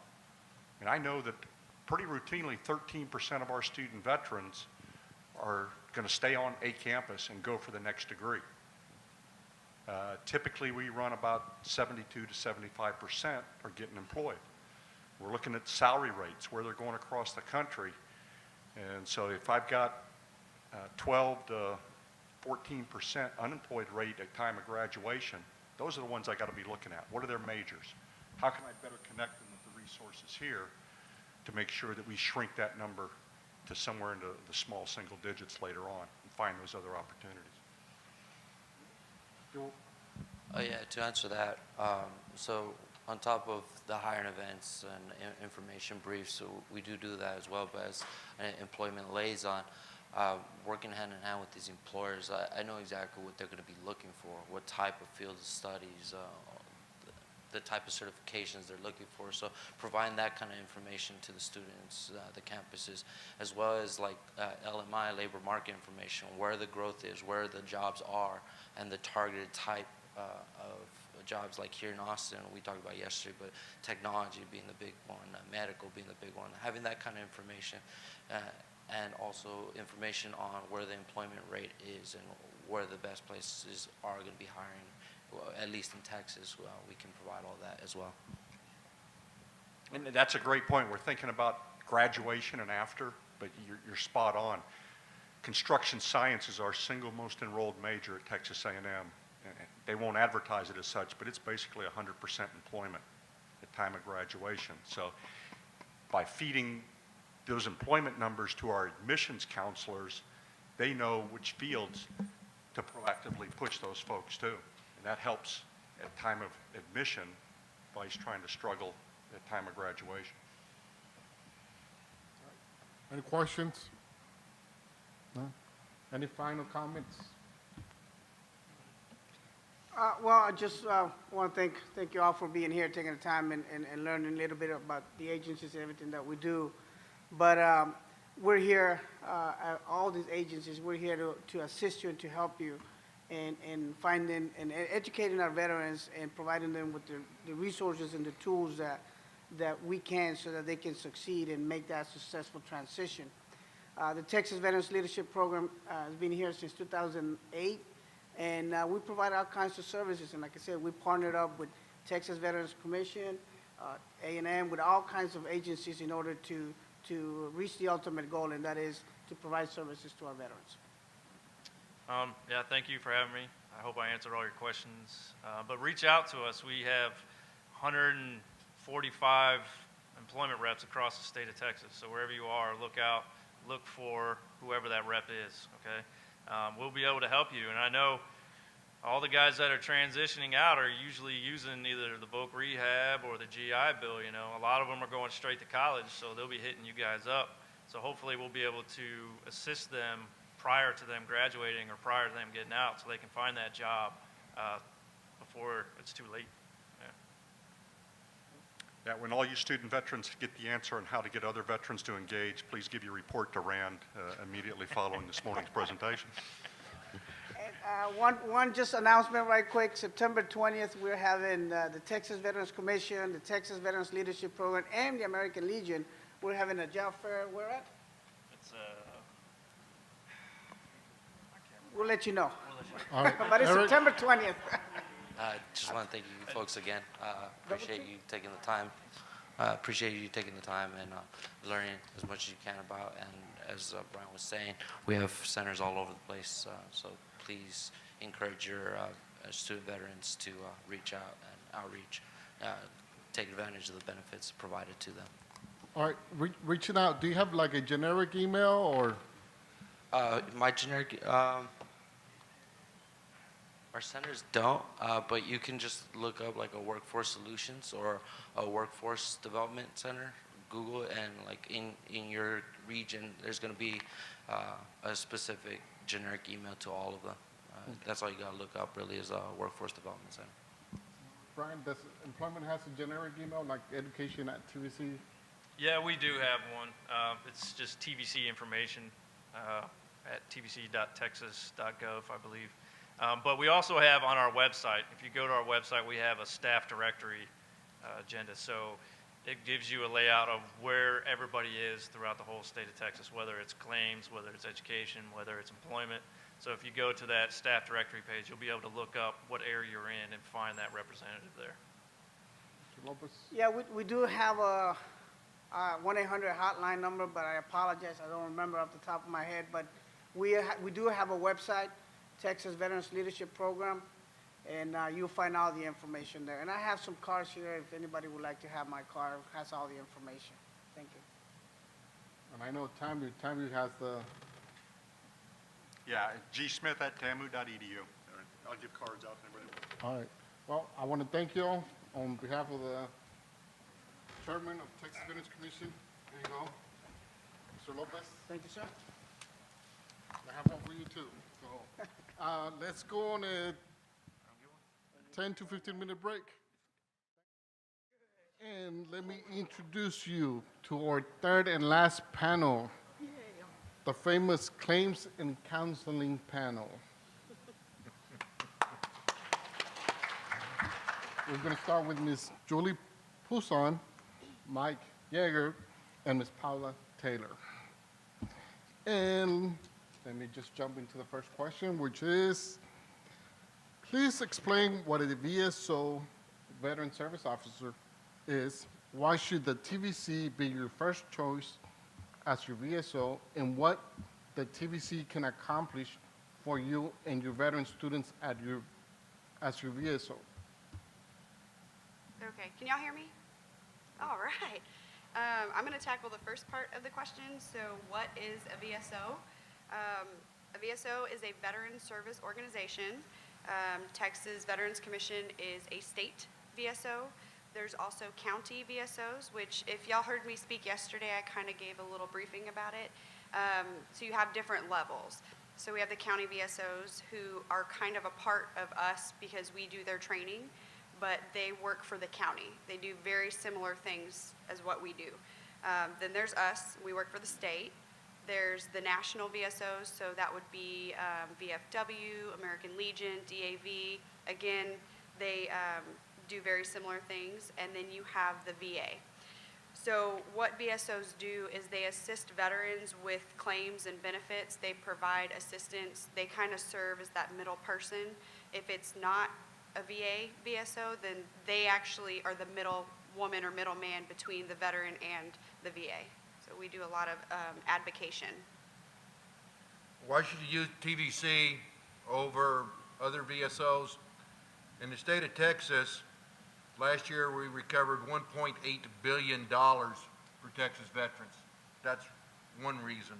Another reason is we are embedded in all of the VA facilities. A lot of your DAV, VFW, American Legion are not. So if you go to your post-service officers at those other organizations, they're going to send it off, and it's going to go into Never Never Land, and you won't have anybody to interact with the VA and you and the VA. That's what we do. County service officers and us, we are interacted, embedded with the VA. If there's a problem, we can go in the back door to the VA and talk to somebody. And 8 out of 10 times, we can get problem solved by talking to somebody and say, hey, why did you do it this way? What's going on here? Could you check on this for me? and get things rolling again. That's one of the main advantages of using a TVC. Paula?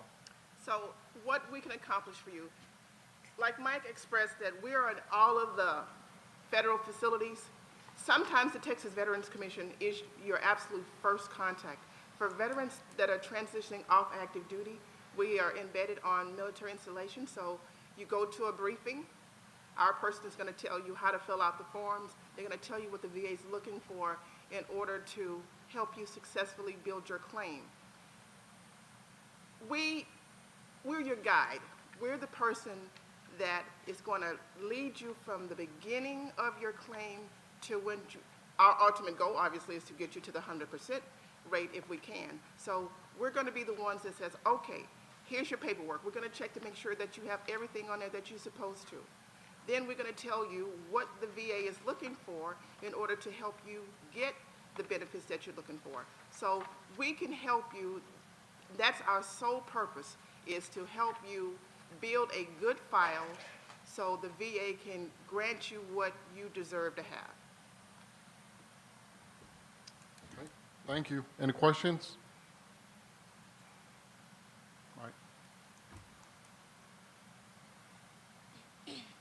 Just a real quick one about Texas veterans. Do you have to necessarily be a Texas veteran? I mean, what's the requirements to be able to use the service as far as a veteran who may not necessarily be a Texas veteran? Are you here?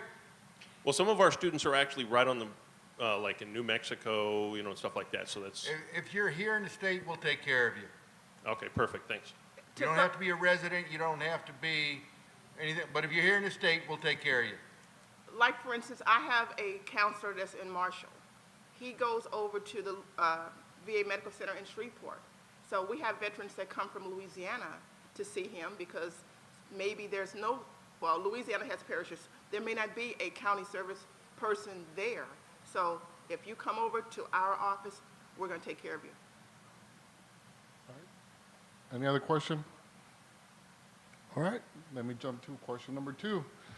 Please explain the importance of a fully developed claim, the challenges of a partial developed claim, and how the TVC and County Veteran Service officers may assist veterans seeking service-connected disability claims. Okay, so the first thing on fully developed claims. I've been with the agency for 22 years. When I started out, you have a veteran come in, you get their paperwork, which is the basic application, and you send it in.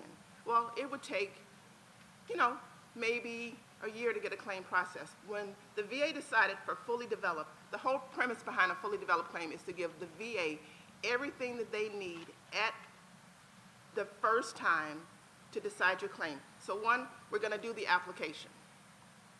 2, we want to make sure that the VA has your service treatment records. 3, if you have any treatment records that after getting off active duty that you've been seen by a doctor, turn those in at the same time so the VA does not have to go and get them from someplace else. If you had a disability benefit questionnaire completed, which basically explains what your medical condition is, we want to give them everything that they need at the time to decide your claim.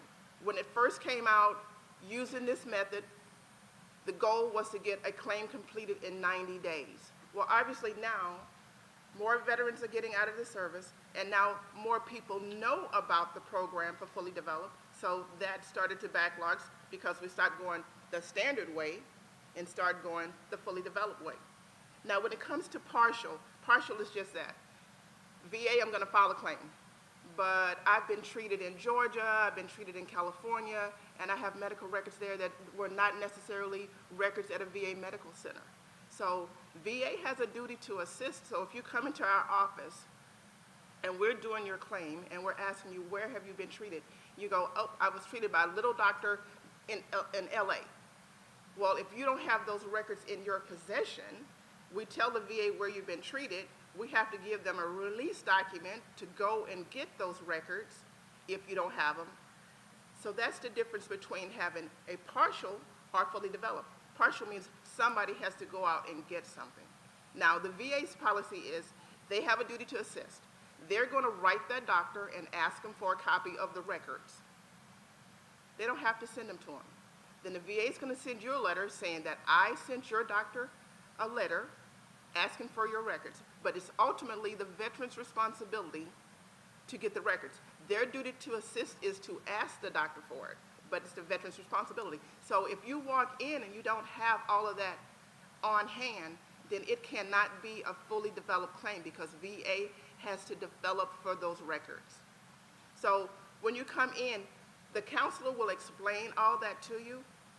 We have what's called an intent to file.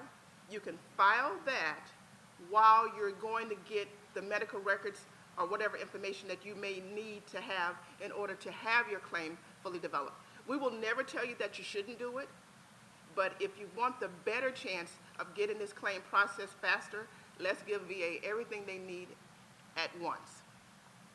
That's the difference between fully developed and partial. Question. So as far as that fully developed stuff goes, how does the QTC process play into that? So if I take everything I have, How the QTC and then process. they decide you have to get the third-party evaluation, and then now we're waiting, VA has everything that I can possibly give them, QTC's done a third-party evaluation, and then we're waiting, and it's still pending this or pending that.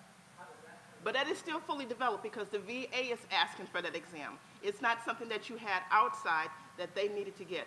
So you had service treatment records, you had after-service records, but they still may not have answered everything that you needed for your claim. So the VA says, okay, because disability has to start on active duty, has to be a chronic problem, and it's based on what the current condition is. So let's just say you had your STRs, you had some treatment afterwards, but it may have been over 12 months in between the time that you had your last treatment. So VA says, okay, in order for us to find out what the current condition is, we're going to give you a comp and pen exam, be it QTC, VES, or done by the VA hospital. It's just so they can find out what the current condition is. Yes, it's still, because the VA is asking for it, they're not having to go out and get something that you have with a private doctor. Any questions? Nope. All right. Question number 3. Please help us understand the appeals process for VA claims, how to track, monitor the claim and appeals process, and the role of TVC claims counselor. All right, appeals. This is the one that everybody gets confused about and everybody has heartaches with. Right now, there's 188,000 appeals backlogged at the Board of Veterans Appeals in Washington, D.C. That's as of the end of July. Appeals right now take anywhere from 2 years to 8 years. We are doing appeals in my office right now that were filed in 2014. I didn't misspeak. So, an appeal is anything that you disagree with that the VA has made a decision on. 8 out of 10 times, you don't really need to do an appeal or a notice of disagreement. When you get your rating decision, first thing you need to do is bring that rating decision in to a TVC counselor and let us read what exactly the VA is saying and why they are saying no. Because if the reason they said no is you missed an exam, you don't have to do an NOD, a notice of disagreement, to start the appeal process. All you got to do is say, please reschedule my exams. I missed my exams because, and give them a reason. That's all you have to do. And get it restarted again. But everybody thinks, oh, I got to do an appeal. No, you don't. So that saves you 2 to 3 years just to get it to the first level of the appeal process. Or the other big reason that people get their claims denied, you don't have a current diagnosis. If the doc says your knee, there's nothing wrong with your knee, well then you don't have a claim, you don't have a disability. You have to have 3 things to have a valid claim. If you don't have these three things, it's called a Hickson element. If you don't have the three things, the VA will deny your claim each and every time. And normally, when you are denied a claim, you're missing one of the three elements. You have to have a current chronic condition. You have to have a current chronic condition. You have to have a medical diagnosis of that current chronic condition. A medical diagnosis. Pain is not a diagnosis. That's a symptom. And then you need a nexus or a link between that medically diagnosed current chronic condition and something that happened or was caused by something on active duty. If you have those three things, you have a tripod. If you have a tripod, the legs are down and locked, you can mount that ma-deuce and you can bring fire. If you don't have those, you can't swim. You're blowing smoke. You're not getting anywhere. So 8 out of 10 times, when you're denied a VA disability claim, one of those three things is missing. So what you want to do is come into us with your denial so we can see which one of the three things is missing, so we can figure out how to get the missing element. Sometimes we have to put an NOD in because the VA didn't follow the rules and have to show them where they messed up. Granted. But then we know exactly what's going on. You have to have those three things to win. If you don't have those three things, don't even start an appeal, in a claim. Current chronic condition, medical diagnosis of that current chronic condition, and a nexus or a link to that current chronic condition that has been medically diagnosed. Pain is a symptom. It's not a diagnosis. There's two levels. There's basically two levels of appeals. You start at your DRO level, your decision review officer, which is handled at the regional office, either Houston or Waco for Texas. We will represent you at those. If you win at that, that's fine. If you lose at that one, then we go to the Board of Veterans Appeals, which is in Washington, D.C., and we can do that via video conference, or we can do it via traveling board. If you lose there, then we're out of it, but you go to the Court of Veterans Appeals, and you have to get a lawyer, but we have a memorandum of understanding where we can get you a pro bono representation for that. That's basically appeals. What are your questions concerning appeals? None? Thank you. All right, thank you. How do we arrange for TVC claims counselors to assist veterans on campuses?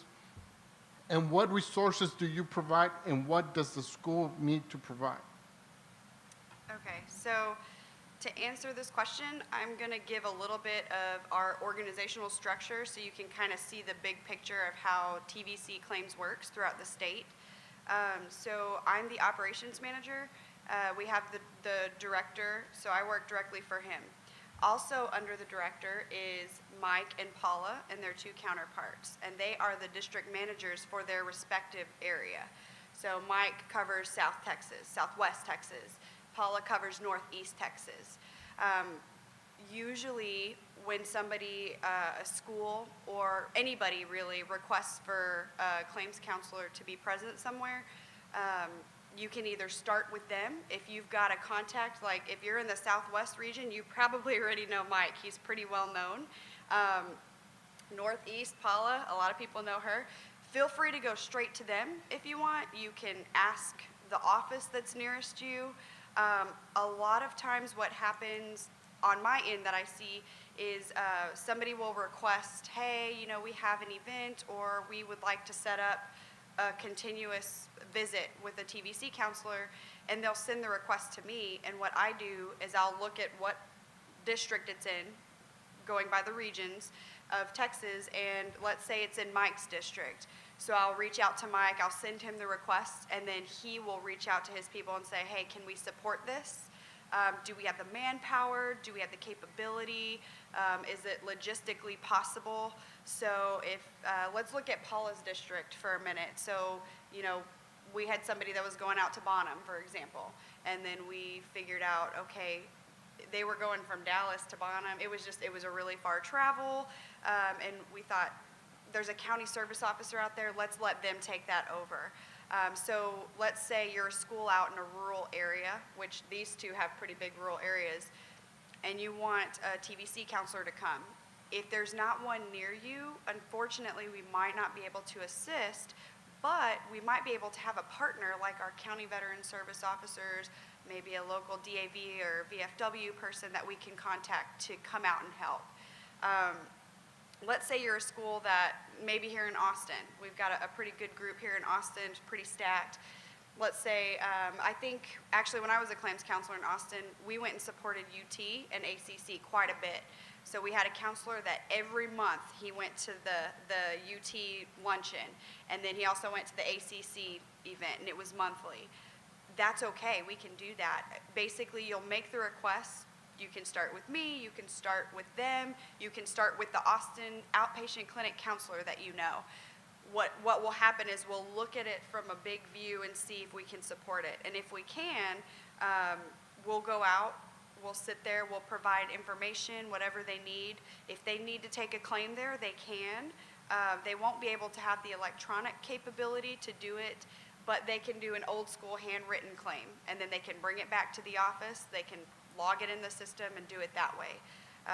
Logistically, because of the access, you know, we have with the VA, it's hard to just bring a computer and do it electronically on site. So you'll see a lot of old school paper filing when we go out and do events, or if, you know, for example, I used yesterday the VATS group in Texas State. They meet I think it's every other week or something, and I've gone down there several times and done, when I was in employment, I would speak about employment services. We could send somebody for claims, but they may have to take a paper claim, or they may say, hey, come back to the office, you know, first thing in the morning, I'll file a claim for you. So that's kind of how we can help with your schools. So if you have questions, reach out to me, reach out to the district managers, reach out to any of the claims counselors, and then we'll look at it from a holistic view on if we can support and go from there. Reach out to your education coordinators. We can bring them too. Yes. Okay? Any other question? Okay. Oh, do you want to ask? Yeah, okay. Obviously, we work for the state. And you've asked questions, why should you use us? Understand, we work closely, of course, with the county, but we also work with the American Legion, VFW, and the DAV. I work at the VA Medical Center in Temple. We have a DAV counselor there. We have a VA counselor. But if a veteran comes in, we want to help the veteran. I don't care what state they came from or what organization they are currently working with. Computer access, if you're not Texas Veterans Commission, I may not be able to access their records. But I'm not going to let them walk away and not help them. If you are a DAV client and if that is something that I can do for you that day, I'm going to do it. I've done claims, and I know they're not Texas Veterans Commission, and I ask them if they want to change. Some people are going back and they have their favorite person. But at the moment they needed help, I did his claim and handed it to him.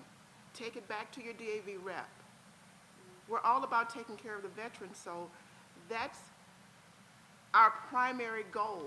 I don't care what branch, what state, what organization. I'm going to help you do what you need to do because that is my job. The other thing, you ask about what we can do for you. For us is to let you know what's out there. How many people have already filed a claim? You know, you get that first person that's just got out of the military and they may not have a claim filing process on active duty. You have already been involved. You bring that person out.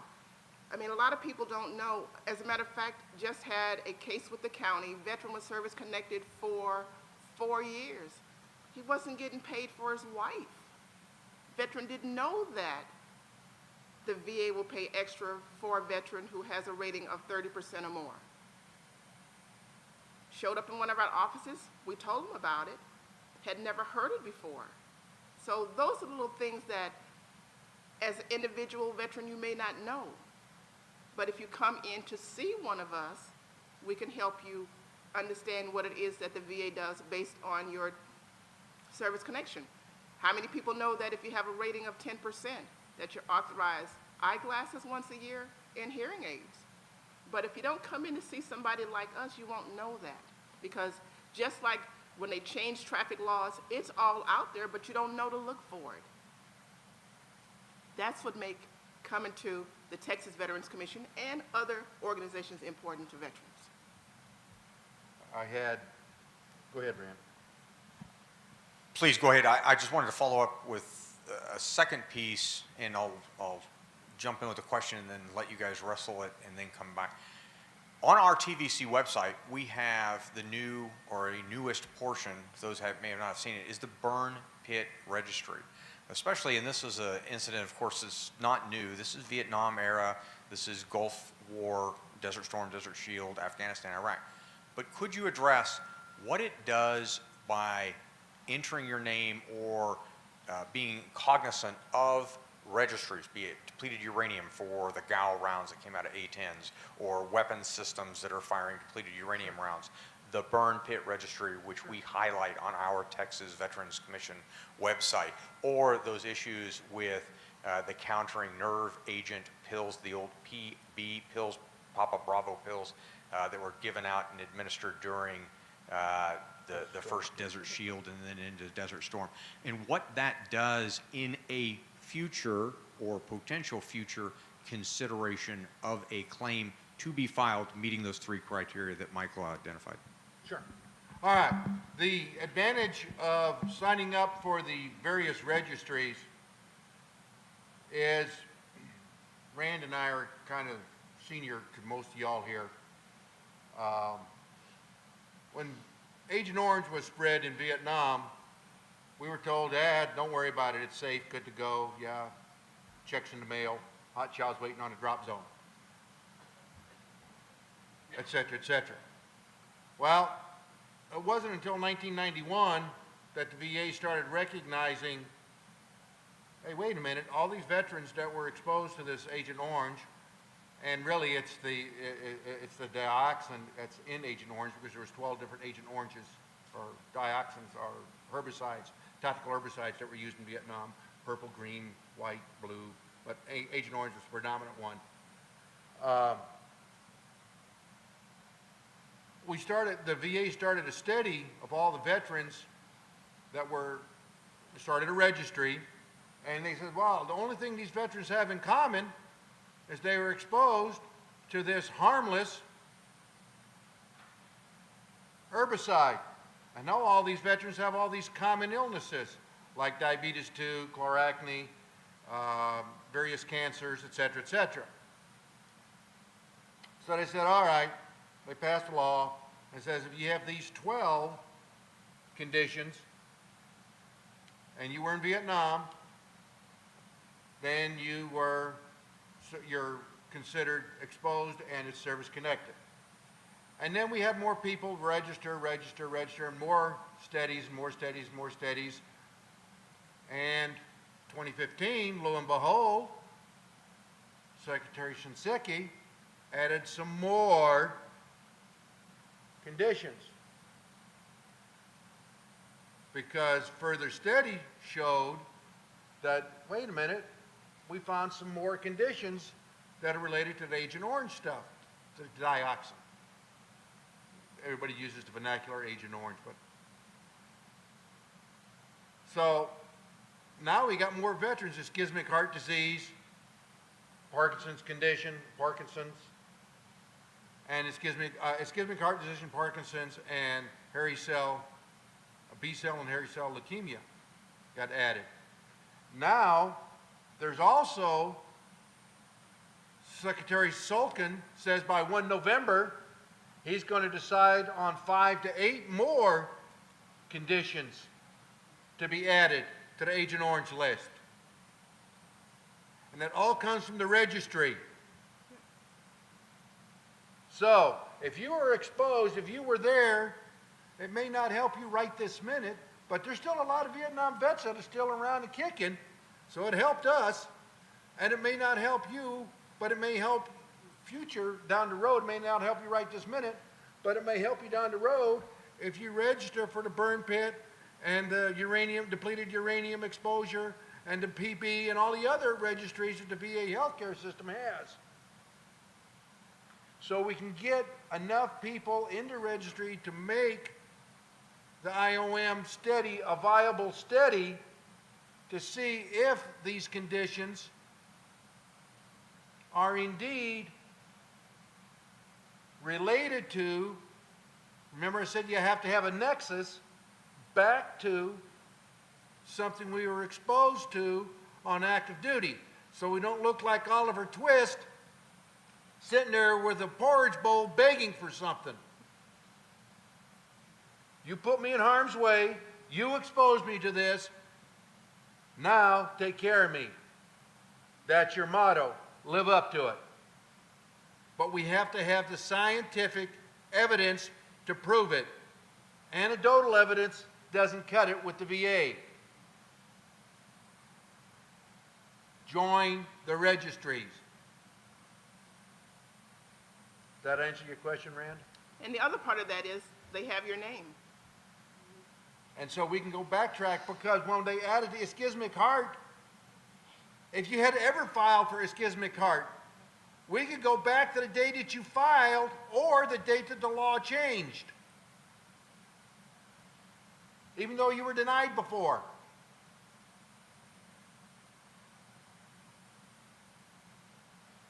It's all these little things that you don't know. It's like playing football. You're standing on the 50-yard line on Super Bowl Sunday, and you dressed a World Cup. Both games of football, do you expect to win? If you don't know the rules, you ain't going to win. That's why you come to somebody like us that stays up on top of the rules every day.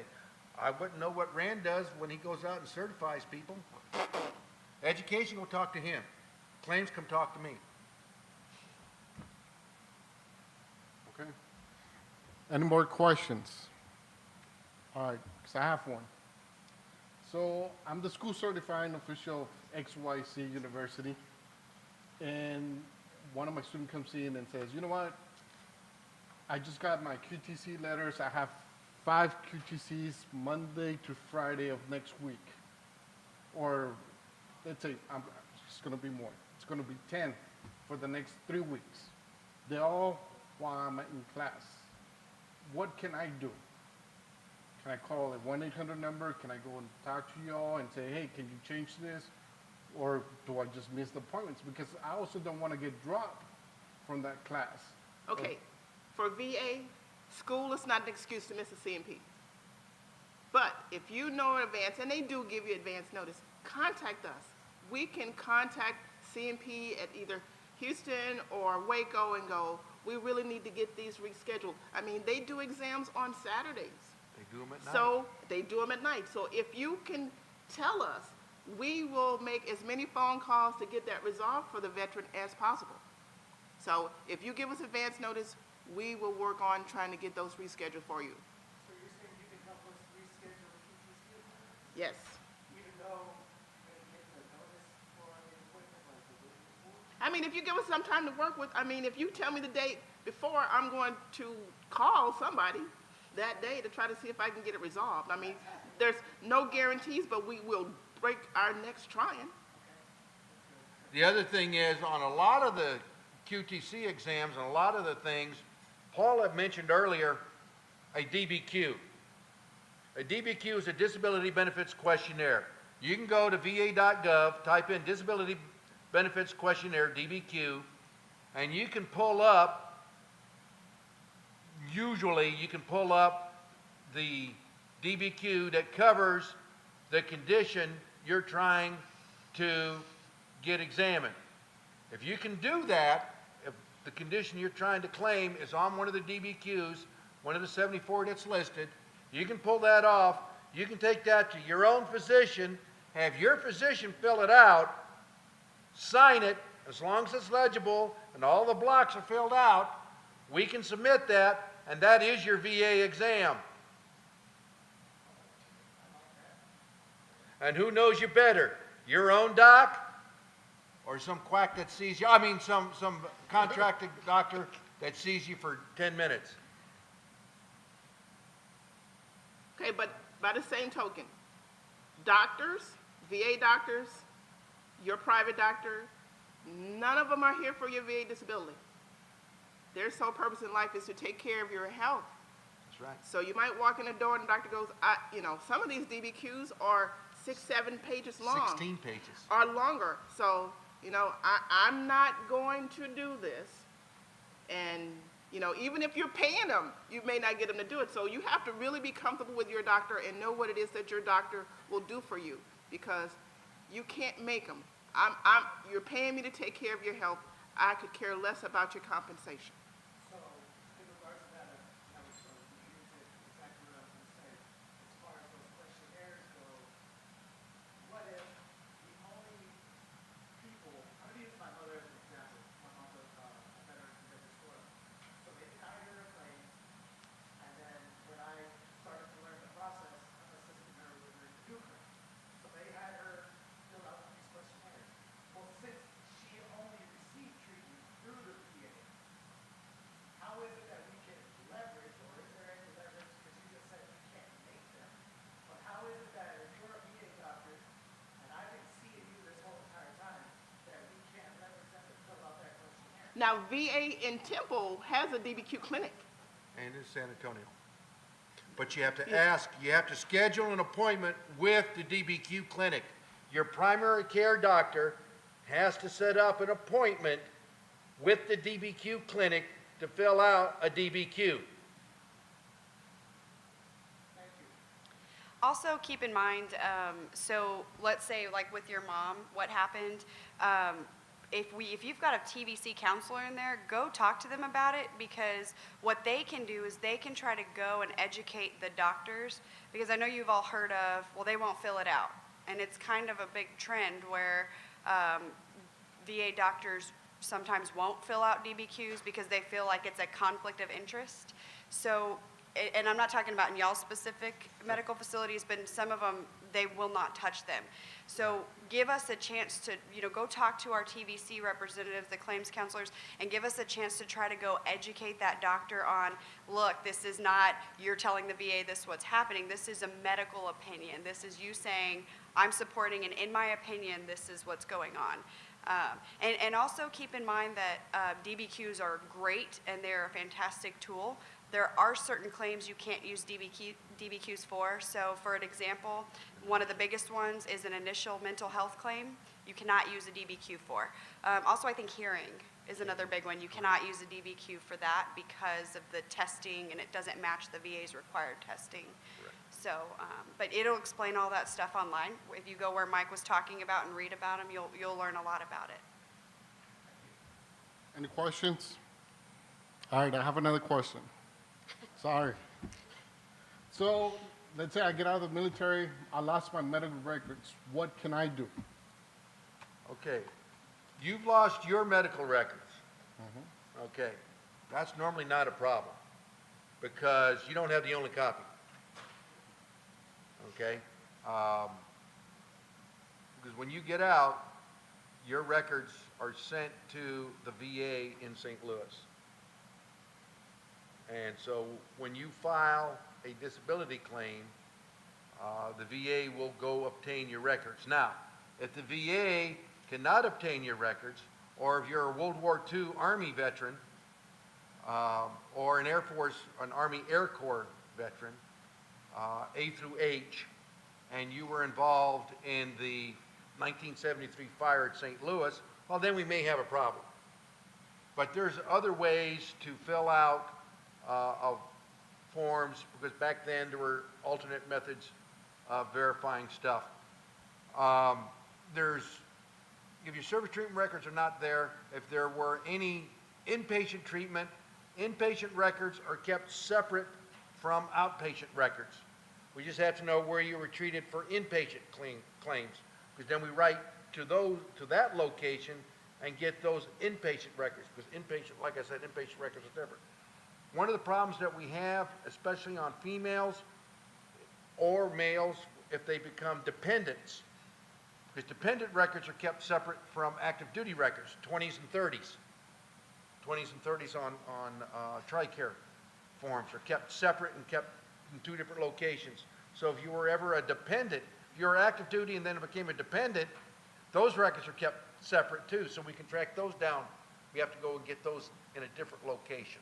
And the VA doesn't necessarily, you have to tell the counselor all of this stuff so we know where to send requests for. Okay? So, but let's say you're just regular old Tommy Tent Peg or Josephine Tent Peg, and you come in and everything's pretty simple and you can't find your records. Unless the VA can prove otherwise, they have to take your word at it. We can use buddy statements to verify things that you're telling us. Your DD-214, exigencies of the service, line of duty investigations if you're in the reserves or the guard, newspaper articles, if you say you were under fire or you received, you're in a truck accident or something like that, newspaper articles, OSI reports, CID reports, there's your 201 file, awards, personnel report, fit reps, NCOERs. There's all kinds of alternate evidence that we can use. It just makes it harder, not impossible. And also now, the veterans that have separated pretty recently in the last few years and on, their medical records get uploaded online, so they're digital records now. So we have access to that. We've got a system that a couple of the counselors throughout TVC, it's a very small few, but we actually have access to where if it's a recently separated veteran, we can actually go in and pull their records straight off. As of 1 October, when they separate, they don't even have to come and turn the records in because the VA will automatically pull them. Yeah, so they're getting better with electronically. Another question that we used to get, well, probably still get, but I used to get a lot specifically when I was a counselor was specifically geared towards Guard and Reserve records, right? So you may have some students who were in the Guard or Reserves. Their records don't go to St. Louis where Mike is talking about. So usually, I mean, and they can go in different places. So usually, sometimes they'll go to St. Louis, sometimes they stay with the unit. In National Guard, a lot of Texas ones went straight to Camp Mabry, so you just have to tell them to come in and talk to us because we're kind of aware, our counselors are very aware of all these situations, and we can try to help them if they're somebody who separated a while ago, because I think, you know, for example, 1998, there were some branches that weren't doing digital records yet. So if somebody separated in 1998 or 1999, they may be in that iffy area where we can still try to help them track them down. So. Any questions? All right. Well, I want to thank you for showing up today and give us this information. Thank you all. Thank you.